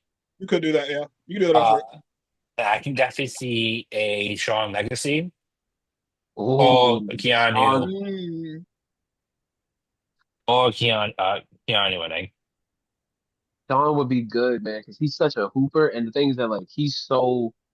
I'm not sure if you guys follow him on socials or anything, but he's already so marketable, dog. Yes. Hmm. And But him nah, I'm versus not gonna lie. good. Putting it all on Keanu, man. I'm putting it all on. Call it bias. Call it what you want. My money's on Keanu. Yeah, I'm kind of the same boat with Rick. I think we just give it to Ricky and let him run with it, just from experience standpoint, to like build that next star after they finally take it off of him. So I think Ricky gets it, and then you can pull a hat on who takes it off of Ricky to get that push. Yes. Hmm. Because I'm like, and the only reason I really say it is like that is the WWE thing to do things. That's how they do shit. So Yes. my issue is I expect them to do what they always do. So as much as I do think you can just jump to a new star, you can do that. But you know how they do. They like to drag things on, build things up. You know how they do. Hmm. So Hmm. I expect them to put it on the vet, you know what I'm saying, and then have a young guy come down and win it later on. They stand the level. Yeah, Yeah. and only because like it'll only be like what 2 months or so away. So I mean, you can Hmm. it's a short amount of time. It's not going to drag on too long. You don't got to do too much. It's easy, really. Besides, at this point, the whoever takes the belt is probably because they're not loading any major like NXT PLEs or anything like that. So you're only gonna really be defending that belt on random TV episodes or at live events. Hmm. Yeah. Hold on. Okay. Tell me, The still. only the only other thing on this episode of NXT that I feel like we need to talk about is not necessarily the Thea hair match, but what happened before the match when Zarya took off Here, Sovica's clean name it up. off the logo. I told you, be careful. Why are you spelling? Yes, uh, Uncle Seth. Steph over there. Oh, Yeah. crap. Uncle, Uh, Uncle Steph over Apologies, there. gentlemen. Hey, So but okay, serious. I'm sorry. Yeah, I go was ahead, gonna say, sis. I was gonna say, what do you guys think about her doing that? Hey, man, we need to get some going with those two in terms of like friction. Mhm. Like they're losing, so it's like I mean, I want to see Zarya just let free, let her run rampant. Like let her like be F5 and everybody. Like let her be spraying everybody. Like I need a crash out Zarya to like get Dude, the Zarya Soul like feud going because I feel like that could easily be the feud of the year for NXT if they execute it correctly. Because Yes. also, let's they got talk about it. experience and that kind of stuff too. Soul was not at the PC. We know that she's probably gonna show up on Saturday.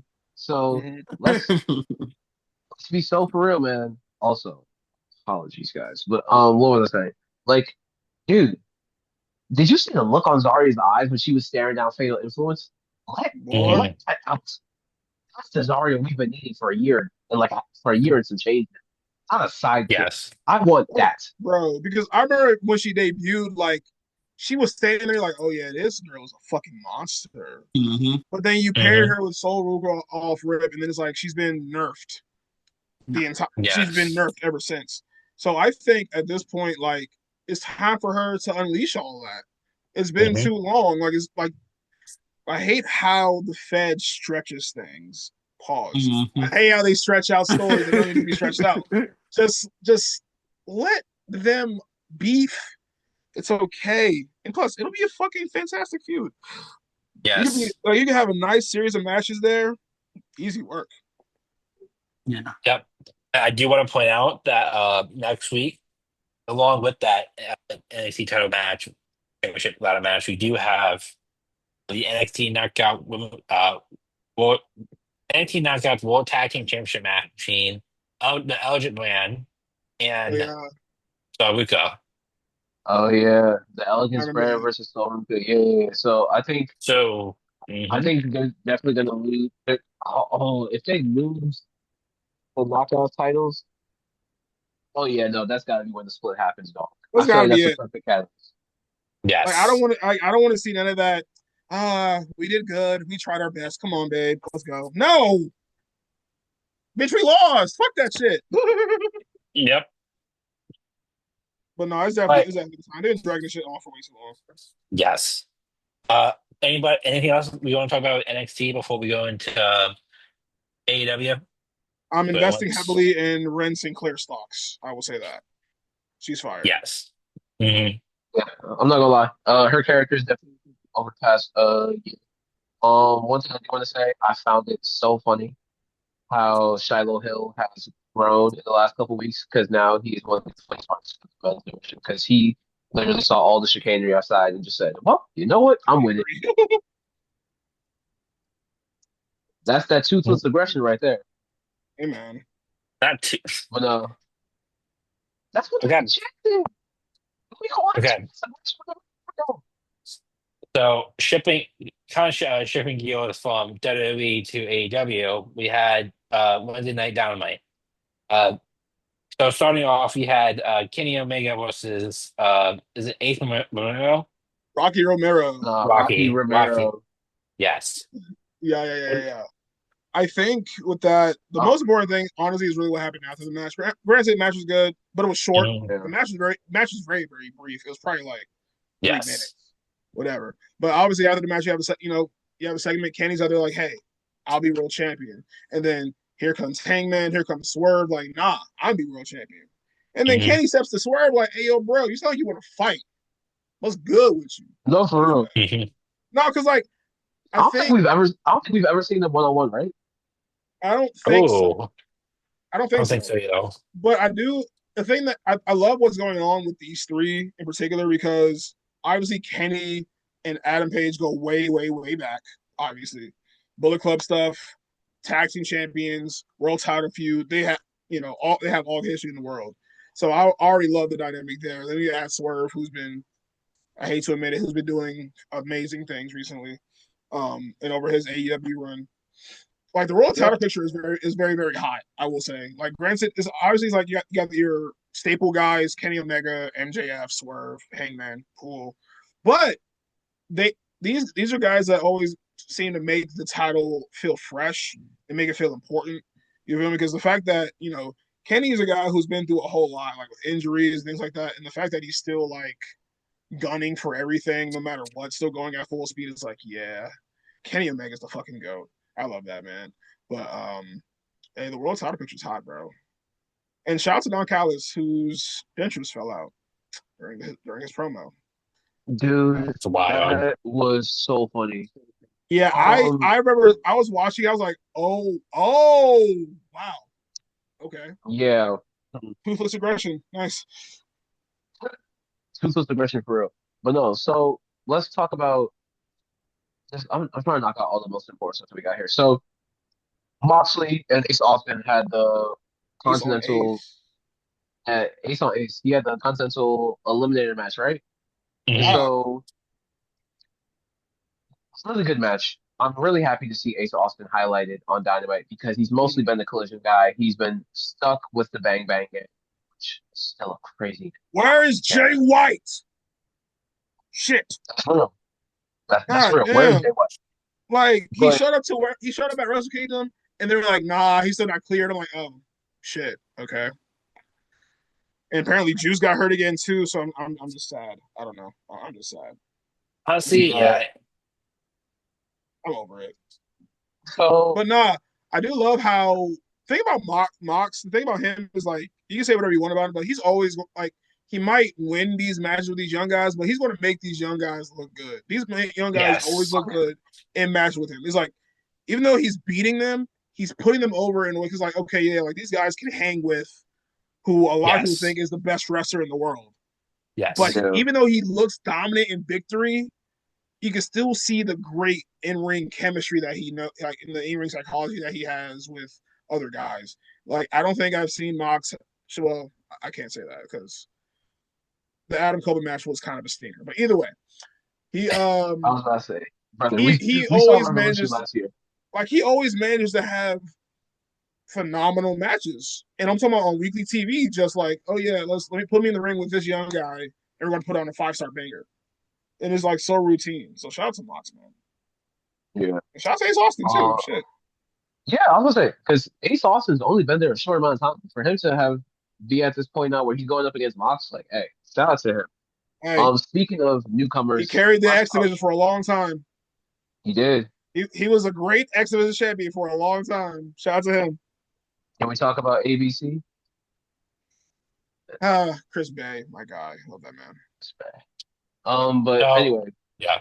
uh, I was saying, speaking of newcomers, man, we definitely got to talk about the highlight from the Mark Briscoe El Polo match. Tommaso Ciampa is now all elite. The Psycho Killer is in AEW. Yes. Is Yes. challenging. He's challenging for the TNT TNT Championship. Championship literally tomorrow.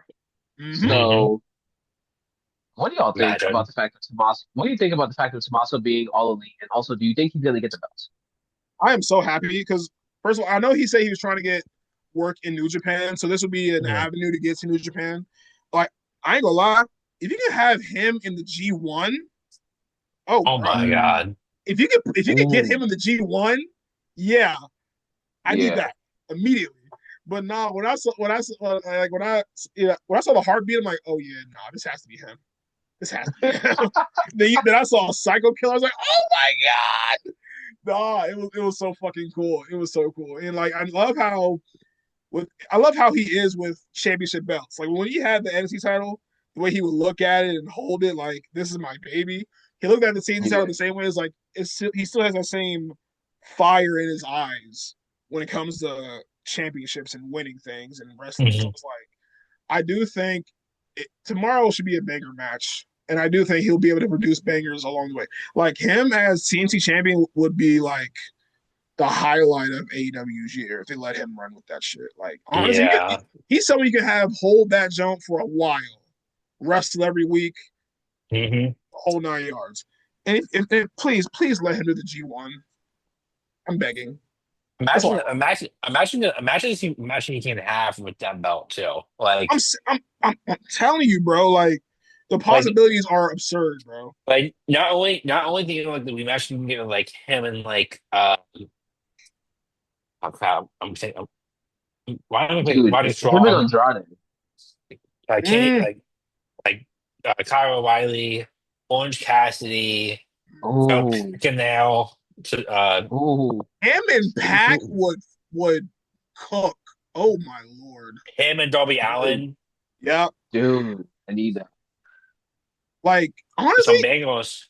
him and Mox would have. Oh I my can't even. god.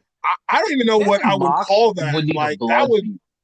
that would be disgusting in the best way possible. Like that would be Yeah. gross. I would love to see it. Yes. Oh Oh, my goodness. all right. Oh, yeah, we can talk. We can make a laundry list of opponents that we want to see him face in AEW. But good acquisition on all fronts. Uh, so next we had the Don Cal. Honestly, this week on Wednesday this episode of Dynamite, this was a big F you to the Don Callis family. It seemed like. Dude, yeah, like, okay, so what we're talking about now, so like, it's like, so Okada went to Kyle Fletcher in the interview and apologized to him and everything. Yes. Kyle Fletcher was like, shook his hand, be cool, whatever. I expect Okada to like be an asshole or say bitch or something. I'm not expecting him to be like legit with it. Even after the handshake went off without a hitch, I'm like, Okada, you ain't shit. I know you in real life. You ain't shit, right? But then later on, you see Konosuke Takeshita with Kyle Fletcher, like, you forgave Okada? Really, bro? Mhm. That he walked off. And obviously, we know how close those two are, how close friends those guys are for real, for real. So the thing about the Don Callis family, there's so many layers. layers of beef going on in this. And I just wonder when it's going to finally implode. I just wonder when it's finally going to get to a fever pitch. Because it's going to get to a point where Kyle has to pick. It's going to get to a point where Okada and Takeshita go off on each other. Like, Do we think that it starts at Revolution? We it's got hard to. Revolution's in March, so I do think. I feel like you do have to pull the trigger pretty soon, yeah. as long as the buildup is good or whatever. But obviously, we have a lot of heat going on. So I mean, if you do it at You Revolution, that's fine, great. I just you wonder how could they're have going pulled to the carry it trigger out. at the Continental Classic, honestly. Honestly, yeah. And I thought that was going to be around the time where they decided to do it, but obviously they carried on a bit more, adding more layers to it. But hey, I'm intrigued. I want to see where it goes because Okada ain't shit, and I know it. I just need him to prove it to me. That's So real. what if this ends up leading to a triple threat match between Celestial, Kazawa, and not Ooh, Kazawa, Okada, I ooh and for the uh, title. to to set to set Takeshita. thank you to set up. Um, And speaking of Takeshita, I missed talking about this earlier. After Moxley's match with Ace Austin, Takeshita confronted him. So they're probably gonna wrestle for that Continental Championship soon, which I'm looking forward to. In any yeah, event, yeah, back to true. Their match idea you're talking about, yes, do that. Put that international title on the line. Show me something. Yeah. Go Need it. crazy. No, Need yep. it. honestly, that could be as good as Unbreakable '05. I'm not jazzing. Ooh, That's how good that match could be. I'm not gonna lie to you. Like that's Yes. a that's a hard like I'm it, not saying it, you're I wrong. understand it's a That's a high, crazy bar. high, high ceiling. I understand. That is damn near unanimously the best triple threat match ever in a lot of people's eyes. I understand that. But you have the guys to do it. You have the This talent is to do it. true. I think Yep. they can do it. Now, will the match be better? Probably not. Will it get close? It could. Yeah. I can see it being close, yeah.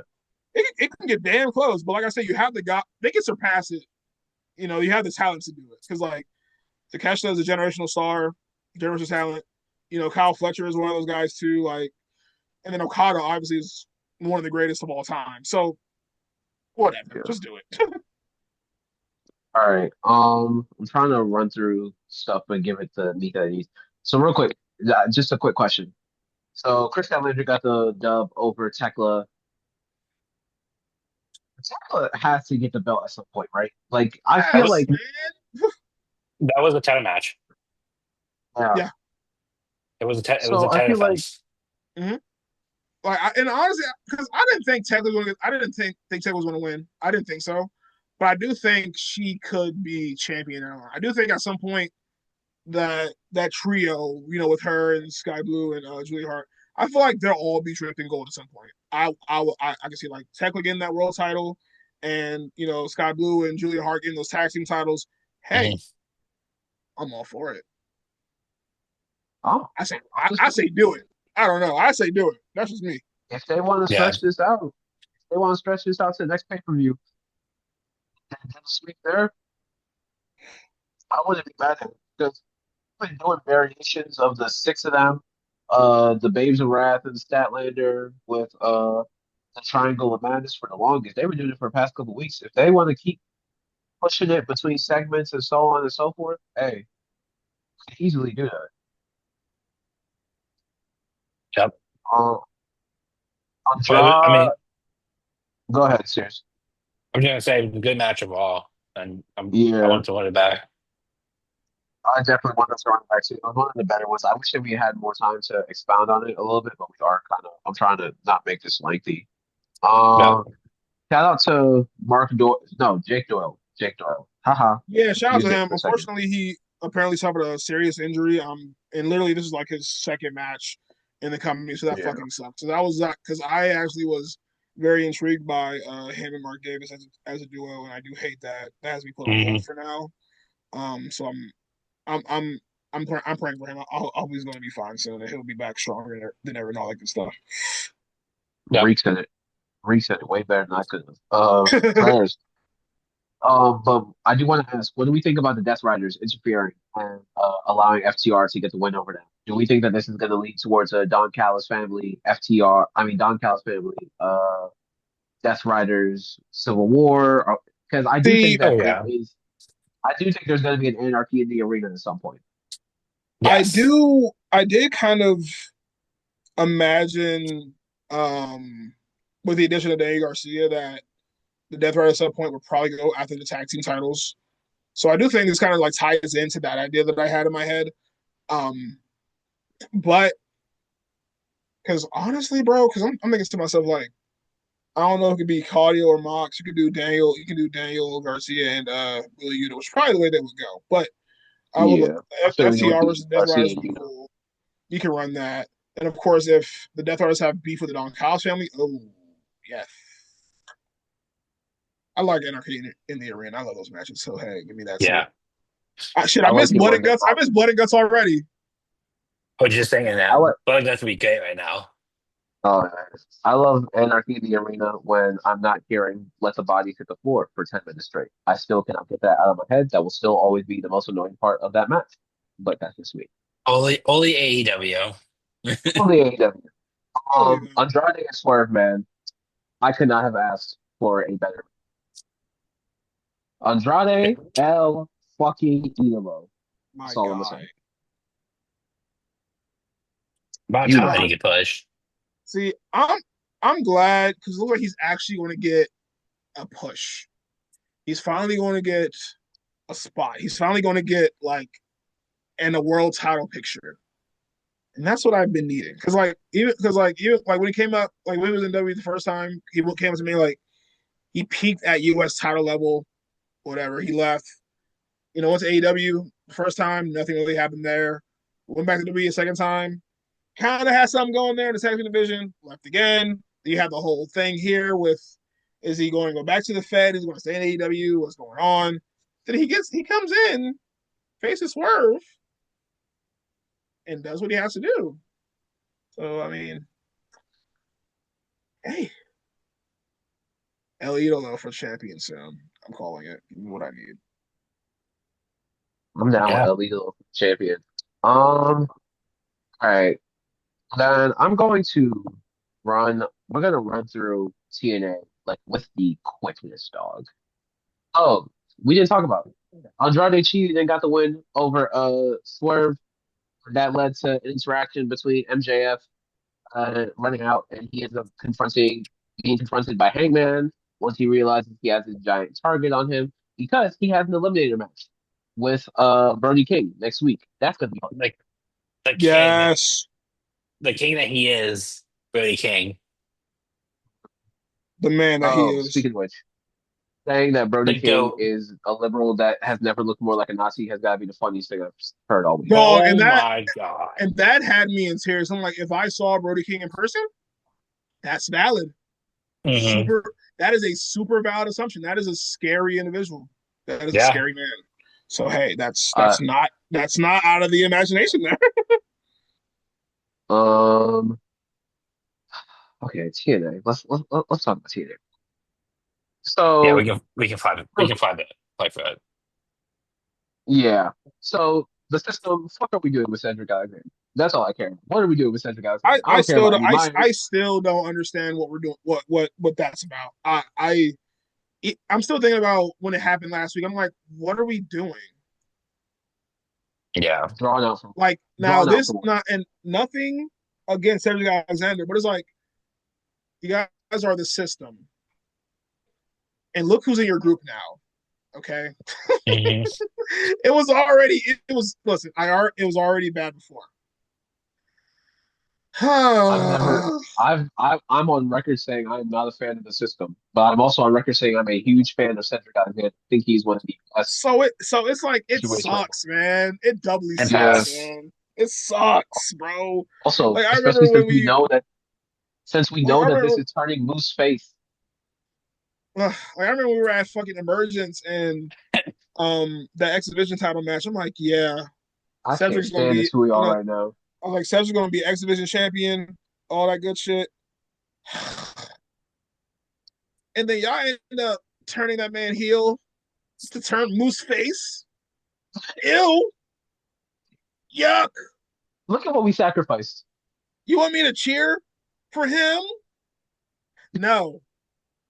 I'm still gonna root for Cedric Alexander. I don't care. I can't. I'm too much of a Oh, hater. bro, y'all are never gonna give me the boo Cedric. I'm still a But hater. I'm gonna also say Alicia Edwards. This is no offense to y'all. Reek, I'm gonna slap the mess out you because I saw that. Um, oh my God, I can't stand that. But Love you, dude. love you too. But Alicia Edwards. That's what I was saying. Cannot stand the tone of her voice. If she is turning face as well, she needs to change her voice. She needs to change the delivery. And I tell you something, no, shut up, Icky Vicky. And again, this is no disrespect to her. This is all towards the character. Bro, please. Um, Stop, Not please. not Icky Vicky. I'm crying. Sears, do you want to go ahead and talk? No, actually, Vaughn, this is your guy. Can you talk about Nick Nemeth versus BDE real quick?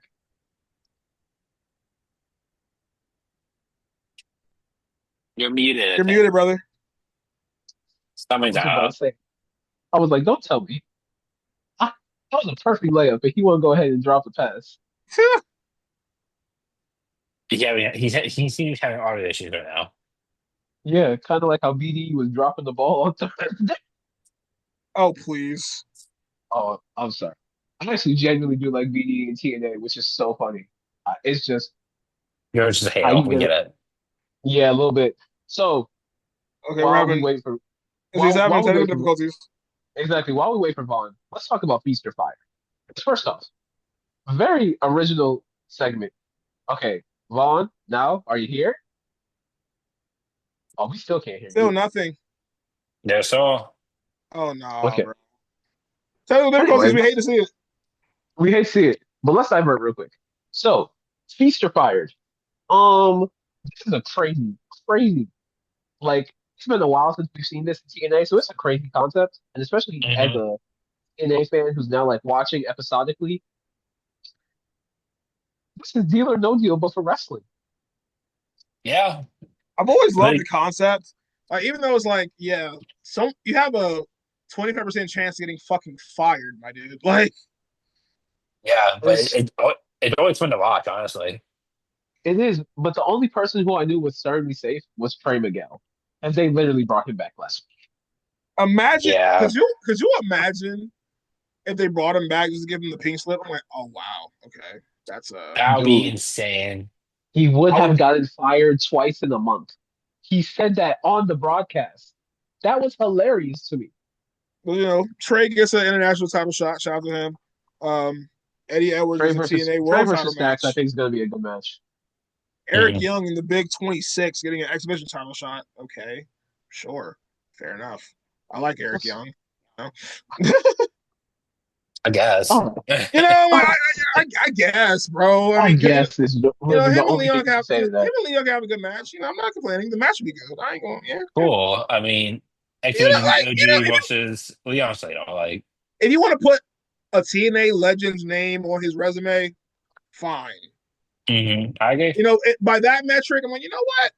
Cool. It looks better on his resume. That's fine. Fantastic. Fantastic. I just feel But like then, if these are the people we're putting up against Leon before he leaves, because we all know what's happening. oh, that boy is big fed bound. Big fed bound. He's it already is Yeah. he's like already there. yeah, like the ink is already dried. Like it's We're over. just waiting. We're just waiting for time at this point. Yeah, we're just waiting for his TNA shit to be over. It's a signed contract that's not dated. Like it's really like, hey, whenever you're ready, Just literally let us know. a blank check. Just Yeah. So my Just thing is like, just sign here. I would have swapped Eric Young and Trey so bad because it would have made more sense that way. Yeah, it would It have. would have made way more sense that way. See. Sometimes it leads me to leads me to wonder like, do they tell you? I feel like okay. So did they tell you which briefcases to grab, but you don't know what's actually in it, or do you are or like is of course wrestling scripted, predetermined, all that good shit. But I'm like, is everything about Feast or Fire predetermined? I always wonder. I'm like, so you just know you're about to get fired. You I just mean, know that like, but obviously it's wrestling part of the show. I just always wonder sometimes. yeah, I feel like they're not getting like I feel like it's just like the contract is expiring or like they're not. I feel they're not actually like letting like oh you put this briefcase with a pink slip on it. Yeah, we're cutting you. See ya. But I would always like, I would imagine for sure Steve Macklin is probably going to be all elite. I can see that. Yeah. oh, dude, I said this before we got on camera. Steve Macklin will be in Collision tomorrow. Honestly, I feel like if Jake Doyle is going to be out for that long, you can slot Steve Macklin right in the same spot, really, honestly and truly. Yeah. Maybe not in I the exact We same are of the role. same mind. I said the exact same thing. Like maybe he not he because did. He because did.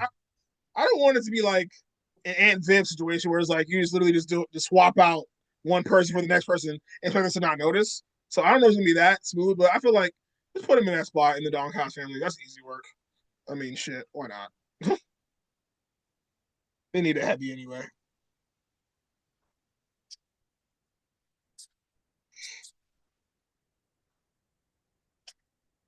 I do want to shout out Rich Swann and AJ Francis. Um, Fantastic work from them, honestly and truly. Like I don't like it. It was a no holds bar match. Like I don't expect much from those two as far as 1v1s go, but they absolutely delivered what they needed to deliver. They actually cooked. It was a brutal match too. Like Rich Swann was doing a lot of punishment. AJ was doing a lot of things. Like it was a cool little thing. Like, and I want everyone to put respect on AJ Francis' name. AJ Francis be doing what he got to do. I will say he be doing his fucking thing. He's come a long way from that botch on that one SmackDown that one time. Yes. He's come a long way. Yeah, honestly, most improved. I think honestly, he's probably up for most improved wrestler. If he keeps it up, honestly. Oh yeah, Yeah, no, because I think the more that people have slept on AJ, it's just been showing that hey, he keeps improving because he keeps. Think about every major star on the male side from TNA. Once he started working with Joe Hendry, the Joe Hendry gimmick started taking off. Once he did the spot that made Leon Slater go viral was with AJ Francis. Hmm. Even the match that, even the feud that he had with BDE. I'm sure that's probably a big contribution to what got BDE signed. Yeah, AJ Francis does a lot for Impact, even though people don't like to talk about it that much. yeah. Vaughn, are you back with us? No. Oh gosh, damn. All right, and we still haven't touched on Nick Nemeth versus BDE, right? Because this was, I'm not gonna, I actually have to give BDE. This is for mine. Yeah, like I really wanted this to be Vaughn's moment. I know that BDE's his guy. Well, so if he's having technical difficulties, we don't have to force it. It's okay. Yeah, but no, so really dynamic match, really great match. Um, I definitely didn't expect for BDE to show out the way that he did, but I guess when you're going up against a legend like Nemeth, you kind of have to. You feel me? And You got to put your best foot forward. Shit. Yeah. I'm not gonna lie. I would not mind if Trey Miguel doesn't take the belt off of Stacks. I would not mind if BD does. I'm gonna just say that now. You know what? Fine, do it. I'm with you. Fuck it. I'll say I'm that'd be with it. fun. Well, imagine we see BDD on NXT one day, though. That's coming. That's coming. That'd At be some, I insane. feel like if he like, I feel like that'll come at some point for sure.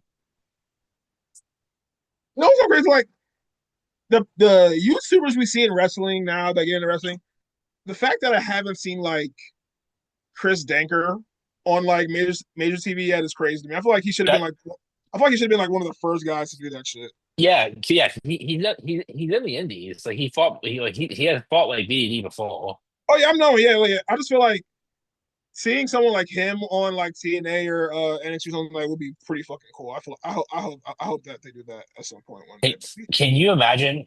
Of, I'm just throwing out there. I don't think this is gonna happen. I'm listening. But Yeah, like the Nemeth brothers versus BDD and because Cassandra. I would love that shit.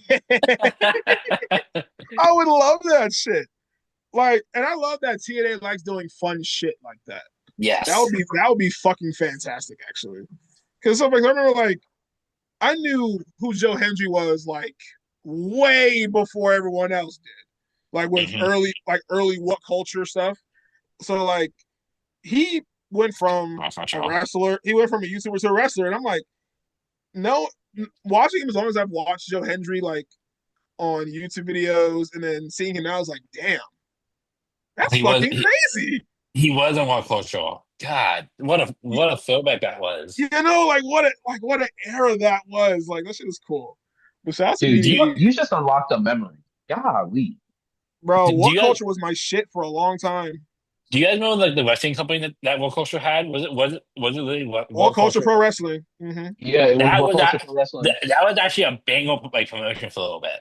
It Like was. they Kurt ran had through there. Cody ran through all there. Drew ran through there. Like you had some bangers in Mysterio. there. Dude, it was lit. Dude, Like Like didn't low Will key, like if Ospreay you go through there at one point? yeah, like yeah. if you can find I don't know how much of it is on YouTube, but if you can find some stuff from there, they had some banger stuff. It was super cool for a little bit there. Oh wait, That's why I anything think of God. like it's one of those. I think What Culture Wrestling is kind of like Lucha Underground in the sense of like no one ever Is thought that it was supposed to pop like that. yes. Yeah, 100%. See, Lucha Underground stylistically was so unique because they literally did it at like it was a TV show, like a traditional like TV show, as opposed to like a traditional wrestling show. You know what I'm saying? But like it's cool. I love wrestling. Shit, hey, but obviously, guys, it's Rumble weekend. You feel me? The Royal Yes, Rumble sir. is tomorrow at 2 p.m. Eastern, I believe, 2 as p.m. Yeah, 2 p.m. Eastern.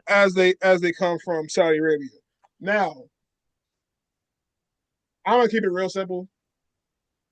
Who is winning the Royal Rumbles? Please tell me I'm good now, please. Yeah, Yes. you're good. Yeah, Yes. you're good. I just have to take the Wait, AirPods out. They would give me a hard time. I got the old fashioned way.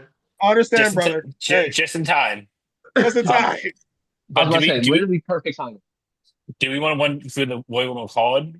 before we get into the Actually, yeah, let's match go to the card. predictions. Yeah, actually, you're right. Let's go to the card. Yeah, Is you're it even absolutely much So of a the card? There's 3 matches. four matches, right? We 3. have Gunther and Styles for right. Yep, Styles Uh-huh. for real. We have Drew versus Sammy for the yep. WWE And Oh, Championship. yeah. the And 4. then Mhm. Rumbles. so uh, I guess we start off with let's start with the WWE Championship match. Who do we got? Drew McIntyre or Styles? Sami Zayn. I okay. I'm gonna be real. I pray to God, Drew should win here. 100%. 100%. I understand. Mhm. I understand we're in Saudi. Sami Zayn. I get that. I get that. But I feel like it's now isn't the time for Drew to lose the title. I don't think now is the time for Sami to win the title. I don't think it's. I think it's premature. Yes. If you were to go there, if they were to pull that trigger now, I feel like that's way, way, way too premature. Now, I'm still of the mindset that Sami wins the title at WrestleMania. I'm still on that train. And there's still an avenue to get, and there's still an avenue to get there. You have ways. You Okay. have the shit. You can put him in the Rumble if you want. That they've done that before. You can Yeah. have one. You can have one in the chamber. You can do that. Like there are avenues. I can see What it. if Potential. Sammy ends up pulling double duty tomorrow? Yeah, I'm like you can do that. That's True. fine. You can do that if you want to. But I feel like Drew wins regardless. I feel like Drew wins. Yeah, Okay. that's Drew as well. Drew, Steph. Yeah, I got Drew. I think Yeah, yeah, I got Drew. agreed. So we all got Drew. Gunther and AJ Styles. Styles for real. I'm gonna hate Sammy. Gunther has to win. I'm so sorry. I'm so sorry. Yeah. I can't. Listen, you okay? The thing about Gunther is this, right? You already fucked up when you had him tap out to Jey Uso. Him losing to Jey Uso wasn't the issue. It's the way he lost. But Yes. you can't listen. He retired Goldberg. He retired John Cena. You guys are calling him the career killer. You can't just drop that right when you give it to him. But I feel like, especially with what Gunther's been doing, like he retired John Cena. Gunther has to win, in my opinion. Yeah. So I'll say Gunther in 5. Gunther has to win. I think the match will be fucking phenomenal. No pun intended. It's gonna be so good. But I think Gunther wins 100%. Yeah, Yeah. just say go to win to that. I mean, Yeah. the character calls forward, and like I said, I don't know. AJ got like his little feel good moments already, like these past few weeks. Yeah, I think he's out here. So yeah, Gunther wins it. I feel like it's best summed up like this. See you on Impact, AJ. Yep. No, I agree. Who's gonna win? But imagine what if AJ wins this match? Can you imagine if I he wins this just match? I wouldn't know how to feel. I'll be like, I mean, I'm glad I still have AJ. I'm glad I still have my guy with me. But like, I'd be so happy. I'd feel so sorry for Gunther because like, why? Why? Okay, and also too because reportedly AJ's contract expires in February or some shit. Yeah. But Yeah. I just think you can't put all this into Gunther like with the career killer name and gimmick just to kill it right when you start it. Yes. I just feel No, but like that's also the thing about it would be imagine if like they were trying to like long game it, like he actually retires at like a Mania or something like that, which I wouldn't like in this case, like you could have had it would have been such a weird way to book the program. I think if they do go that route, where it's like a Dolph Ziggler thing, where it's like, oh, I'm putting my career on the line, but I actually still end up winning, and then he actually retired in like a Mania or so forth like that. So we can get that what I'm little bit extra time. see. My only thing against that is like AJ's WrestleMania record is already so disappointing. I don't want him lose. I don't want him losing another WrestleMania match. Yeah. Like that's just my bias. That's just my Yeah. bias. I don't want him losing another WrestleMania match. God, please. Like if you're going to do it now, Crap, did he lose to LA Knight? I'm sorry, Hmm? you just reminded me. Did he lose to LA Knight? They have a match in Mania? Yeah, he 40. did at 40. yes, Oh, he did yeah. lose to LA. He lost to LA Knight and then Logan Logan Paul. Paul. Yeah, Logan Paul, He lost, and Undertaker. he lost to Oh. Shane too, right? and he lost the Dome at SummerSlam. He actually beat Shane. He actually beat Shane. He Oh, beat he beat Shane. Shane. Okay. He Lost the lost Dome to at He SummerSlam. lost to Chris. He lost to Undertaker. He Oh my beat Yeah. god. Shane. Him and Omos won the tag team titles at WrestleMania in 2020, I believe. 39. He I he remember beats that. he beats instead. Okay, he beat Shinsuke. Oh Oh my yeah. God, Oh yeah. God. I don't see. That's a match that I repress because I didn't like it very much, and it You know, disappoints it's me so every funny. time. We were talking about it earlier. Yeah, we will. It disappoints me every time. Like that match could have been so much better, man. Yeah. Oh, Honestly, that was the one match I would have been fine with him losing, to be completely honest. Oh, at that point, bro, I feel like at that time, WWE shafted Asuka and Shinsuke at the same time. That yeah. Yes. match, but whatever. But going back to AJ, like, listen, 10 years. He debuted at the Royal Rumble. It's been 10 years. If you're gonna do it at any time, now is the time. Yes. Don't elongate it. I say if so. If you're gonna do this shit now, and then he ends up leaving, and after the contract expires, he can go do whatever he wants for the rest of the year. Hmm. I think that's how you let AJ go out. Like Yes. if he wants to go to AEW and wrestle Kenny or something, let him do that. If he wants to go to New Japan and be in the G1 one more time, let him do that. If you want to have him go to ROH one more time, let him do that. If you want him to go back to TNA for one last run, let him do that. Just let him do what he wants for the rest of the year. Yes. You know what I'm Oh, saying? no, Like, no. yes, his last match he lost, his retirement match or whatever. Fuck that shit. Let him just go do what he wants to do for the rest of 2026. So he can retire in peace. Yes. So don't elongate it, please. Don't elongate it. Just Yes. So we're in agreement that Gunther's going to win. Yep. I think Gunther's winning. I don't see why you wouldn't have Gunther win. I don't see it. I don't see it Okay. either. Then we have the women's Royal Rumble. Give me either Liv Morgan or let Bianca get the Cena in '08 treatment. Yeah. Yeah. So because here's how I thought about it. I was like, so honestly, months ago, before Liv came back, I was like, it's going to be Liv. That's kind of where that's kind of where I thought. But now I can see a world where Raquel wins the Rumble. Oh. Mm. Um, only Ooh. only because she's gotten so much better and she's been really heavy, obviously in feuding with Stephanie McMahon and everything. So I feel like Mhm. that's the direction you can go.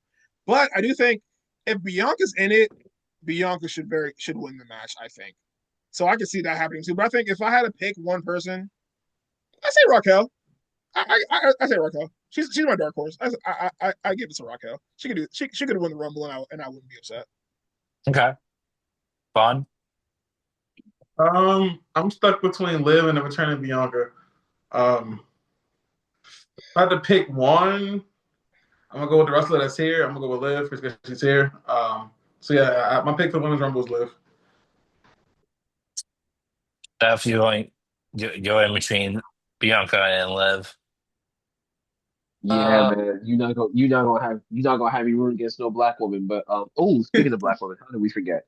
Shout out to Ruthie J on Impact. Hundred Really percent. standout performance, even in that quick squash match. But sorry, we completely skipped over that, so I just had to. But No, no, yeah, no. Shout out to you. Shout um, out to Ruthie J. if Liv Liv, if Bianca is returning, she should I think so. For my storyline making sense, right? Mm-hmm. Well, win. for my Mania potential women's triple threat match with the Judgment Day ladies, or a fatal four way with the Judgment Day ladies, and it's technically for KO. I need Liv. I need either Liv or I need Roxanne to win. Oh, Right? See, it's funny. I had Roxanne being like the Iron Woman of the match. I feel like she could be someone that can answer like one or two and Hmm. just go maybe last to like the top, like the final four. Maybe not win, but just make a name for herself in the Rumble type shit. I Now, can't see it. God. now Roxy winning would be great. I would love yeah. that. That'd be I would love fantastic. that too. I would actually not be opposed to it at all because I feel like we know who she is and who she's supposed to be. She's Hmm. called she's the prodigy for a reason. Like Yes. she's really that. So I'm like, her winning the Rumble wouldn't surprise me. It wouldn't be like, oh my god, they let her Yeah. win it. It's like, yeah, of course they did. It's Just Roxanne Roxanne Perez. Yeah. So I do think her winning would be a great thing, and that would be a great storyline thing to go with because Liv gonna be like, damn, you think you're better than me, huh? Yeah, like that's You know, correct. so that I feel like that'll factor into the grand scheme of things. So I do love that idea. I think I'm thinking a little bit of the opposite. I think we see Roxanne as an Iron Woman, Mm-hmm. but I think we see Liv put her out, Yeah. betray, Mm-hmm. Mm-hmm. betray her to win the Oh, match. No, and that also and that'd be that and crazy because she'd that's be a hard. two-time Iron Woman. That would be hard as fuck. So That I would be think hard as that fuck. because my prediction, I think I have Cal winning the World Win title from Saturday on Monday, Mhm. and then that if Liv throws out Roxanne, that can start the tension between the three of them, and with Raquel having a title going to Mania, we get a triple threat match. See, because they're kind of going to pull that whole, as long as it's open for the Judgment Day, right? Doesn't matter who, you know. Yes, bitch, it does Yeah, matter. It matters a lot. yeah, Okay. So uh, nah, I'm fucking with it. yeah. I'm not mad at So it. so we all have kind of the same mindset. Bianca, Liv Morgan, Roxanne as like the honor woman, dark horse. Yeah, I can But see that. okay, and then the men's Royal Rumble. You Who do can you play Braun got? Breaker. names in the hat and pick one out random. I have no idea. Braun Honestly, Breaker. this is a tough Braun Breaker. Okay. I feel like okay. So here's my thing. I don't know who else you go with here because we're not trying to see Jay go back to back. Not trying to see Cody go 3 times. I feel like you go somewhere new here. I feel like you have a new winner here, and Mhm. I'm not gonna especially lie, since man. especially since it got leaked that Braun is going to be one. Yeah, I feel like that's perfect. I feel like that's Oh let yeah. Braun perfect. go for the one, or Yeah, like have if him he go coast wants to someone coast. new. I feel like that's perfect. Honestly, have him break the elimination record on the way to it too. Fuck it. Ooh. He can Mhm. eliminate 18 to 20 people for all I care. So I think Actually, I want the elimination record to go to Oba. I'm not gonna lie. I want the elimination actually you record. have a point because Oba's going to be in the match. So you have a point. You know who else? You know who else is gonna be in the match though? Professor. He's doing the shit ton of paperwork, and He's also I think this is where we Uh, start the build. This is where we start the build to WrestleMania for Owen to kick his motherfucking ass. Oh yes, need yes. that. You know what? Need that Oba's shit. You got me. Oba's You got me. Oba Oba is taking Brock Lesnar out. That's my prediction. He may And you not know win the what? match. He's gonna throw that piece of shit out like trash. And you know Like Need what? it. Need it. I'm with Sears. I'm with Sears. Let's do that. I like that. That's lovely. I like that. in terms of who's winning the match, I think I think someone from Raw is winning. I think because I was talking about it earlier, but I think we do I see. agree.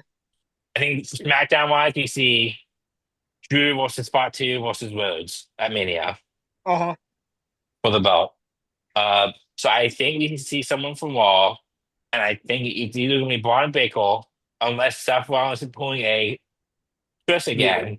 See, yeah. and I that's was part looking of at too. that shit on ESPN where they were Yeah. basically like, "So you be back?" Right? He's like, "No, I'm not ready yet."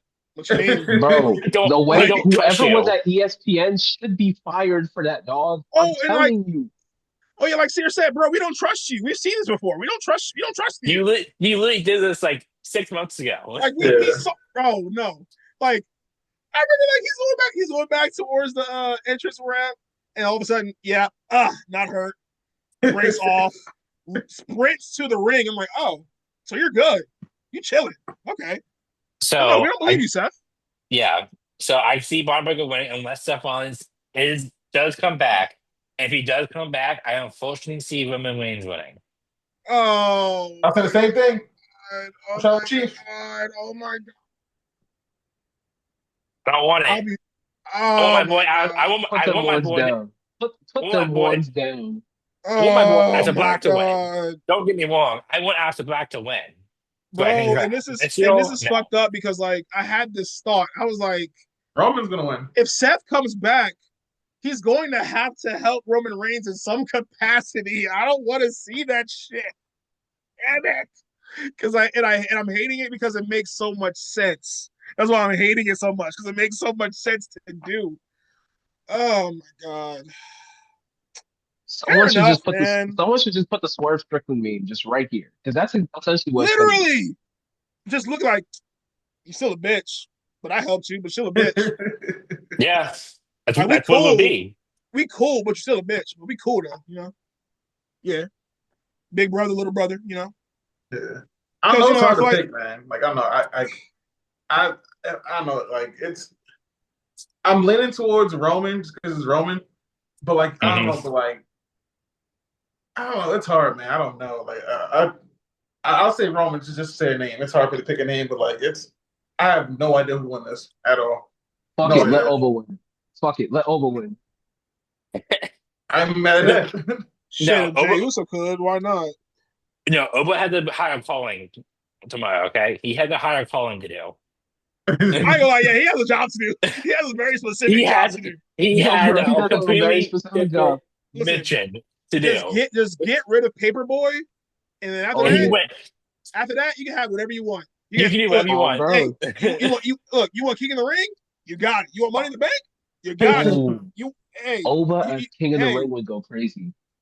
bro, Oba it's has a perfect. It's Oba perfect. Oba has a bounty to do. Okay, Like I need him to have he doesn't care like about this rumble. post Mania. I need Oba to have like a Kurt Angle year. Just start Ooh. winning everything. Just win everything. Make him a Grand Slam champion in a year. Win everything. I don't care. But Imagine. nah, I think Braun is where you go. I still think Braun is where they go. And I think. But if Seth is involved, that does change everything. So but for right now, I'm gonna lock in Braun. I'll lock that in. I'll lock that in. Okay. So we Hey have man, two I women's, got a I got blonde, Braun. Yeah, I got Braun. two blondes, and two women's. Split down. Top boys are split down the middle. Like Yep. I'm still like kind of holding out like the possibility of Sammy running double duty because Hmm. I can see them doing that. Because could you Yes. imagine Sammy the has the pop? stamina to go Could double. you imagine the pop Yeah, like Yeah. he wins it. Like that, bro? They would go fucking insane. I can see it. They I would mean, go that's ballistic. that's essentially what they did with Jay Uso last year. They had him lose that Saturday Night Main Event just to win the Rumble like a week later. Oh yeah. Shit, they did it with Becky too. She lost a title match earlier in the day Uh-huh. Oh yeah. just to She win the lost to Rumble later Oscar, on in the right? night. So like, it's possible. Shit, Roman lost to Kevin Owens, and then entered at number 30, which everyone hated. But hey, Yeah. Dude, I mean, At least Shinsuke won that. No complaints there. yeah. I mean, No, I also too. lied. I lied. Randy won that one. I lied. My bad. Shinsuke won the next one. It's my Yes. fault. Keep in mind that we are in Rhea, uh, who paid a lot of money for the host of Rumble. Mm-hmm. I would just and it has a strong partnership Mm-hmm. as a sponsor of WWE, Mm-hmm. as in the corner of at least one of the corners in the ring. I think we kind of came on a board where we see a big name win. You have a So point. Points were yeah. made. Because I'm trying to think too, like, do they when they think about big, they think about the most popular? Because I feel like Sammy's easily going to be the most popular guy there, yeah, like, as far as that space goes. But if you want to go for the biggest star, obviously you go Roman Reigns. yeah. yes, So yeah, you have a point. Yeah, you have a point. You have a point. Yeah, oh wait, Hold on, a few hours. yeah, we'll figure it out in a few hours. Well, yeah. So do we Speaking of want? So which, do we? Go ahead, Steph. go ahead. I was gonna say, do we Go want to ahead. do our favorite? Do we want to do our favorite moments of the Rumble? Or Yeah, we Cool. can run through it real quick before we close out. I don't have a specific moment in particular. I'm gonna just say the 2001 Rumble as a whole because I feel like you had so much star power, but the way the hardcore division was at that time, the chaos involved and everything, Kane's run, Stone Cold winning his third, 2001 has a very special place in my heart as far as where Rumbles go. But like my favorite win would probably be Rey Mysterio in '06. Yeah. Just because obviously, circumstances surrounding it suck by all means, but seeing Rey Mysterio go from 1 to 30 and last through all of that, especially when the last two guys that were with him in the ring were Randy Orton and Triple H in Mhm. 2006. Mm-hmm. 2006. So the fact that he won that, you know what I'm saying? Like, so my favorite moment probably would be Rey Mysterio winning in '06. That's probably one of the ones. Favorite Rumble of all time, probably 2001. Yeah. Okay. Yeah, mine's very If I gotta cliche. go, Like, I'll go ahead. go ahead. Yeah, mine's very No. cliche. Like, I don't know. Like, it's the edge return for me. I don't know. Like, it's very Which one? cliche. I mean, I feel like everyone, Yeah. I like one of my favorite moments. I mean, once the music hit and the smoke and he popped out, like, I guess that was a bad day too. Kobe died that day too. Yeah, well, bro, that was a very, very emotional day. Yeah, Oh, I didn't realize that. yeah. Oh, So Yeah. Literally, bro, no. it was literally the same day. So Kobe died like last around. week, like, Oh, It was like it came out like it came out around like afternoon time, yeah, and like then Dune, yeah. yeah, and then Oh, Rome, dude. and then Edge returned. You're like, because I was sad all day, yeah. and then I hear you think you You know me. I'm know like, me. what?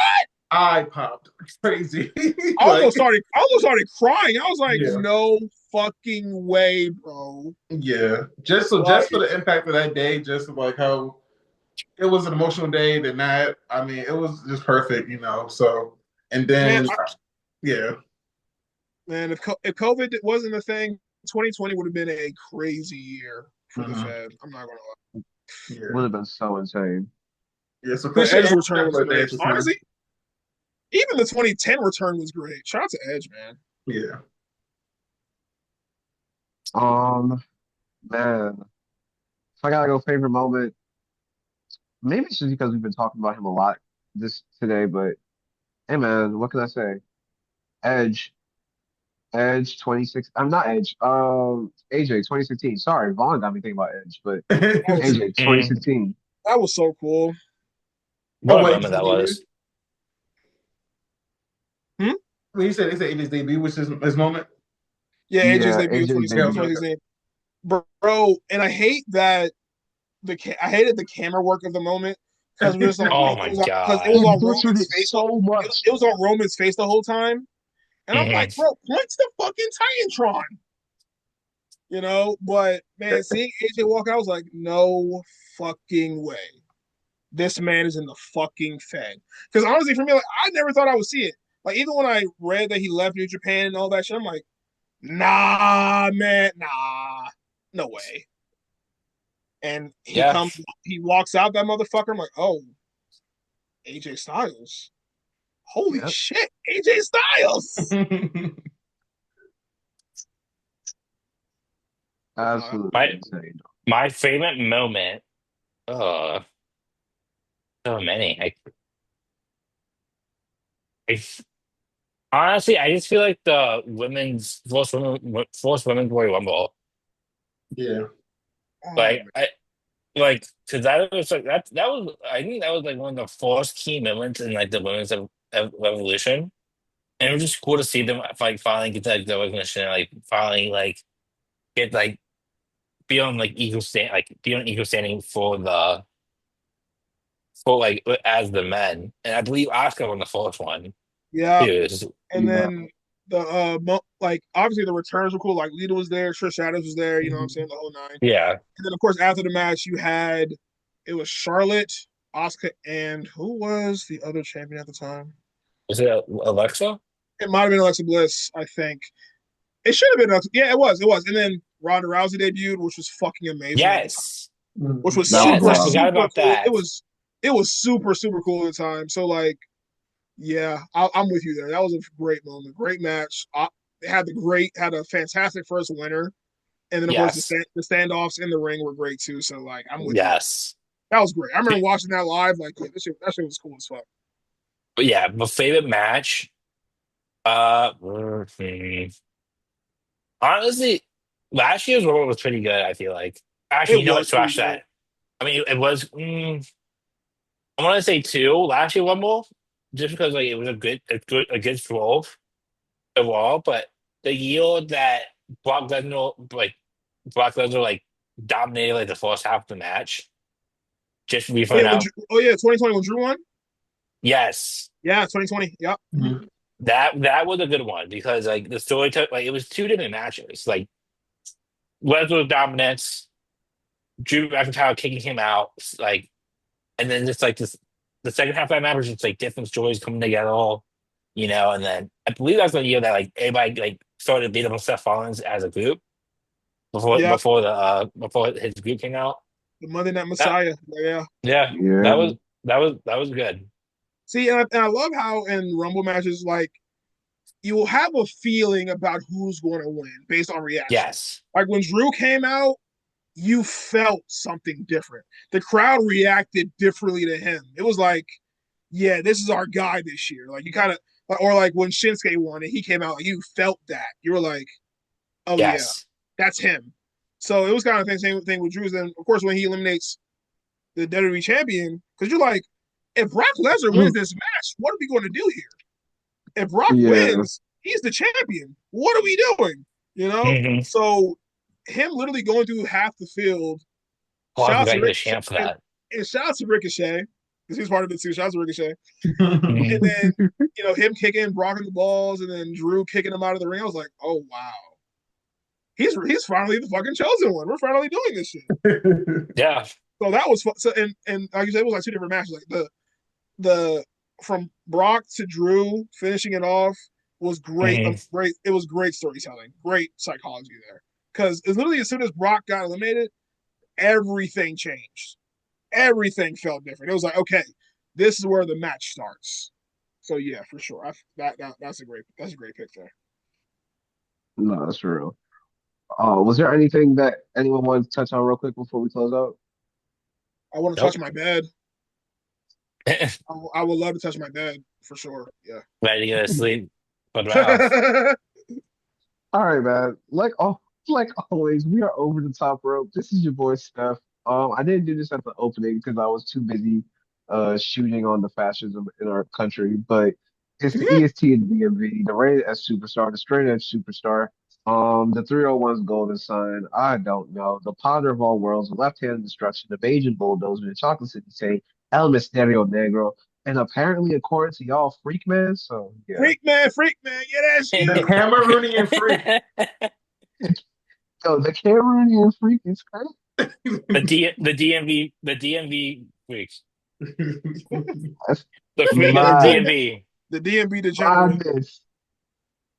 The DM freak. Yo, that's crazy work. All right, yo. Vaughn, close us out. All right, thanks for rocking with us. I ain't gonna hold y'all. SmackDown on has been on. Like, comment, share, subscribe, let the whole world know. TRB on top. Thanks for rocking with us. We out. Peace, y'all. Love y'all. Audi 5000. Peace out, y'all. See you next week. Yeah, it's just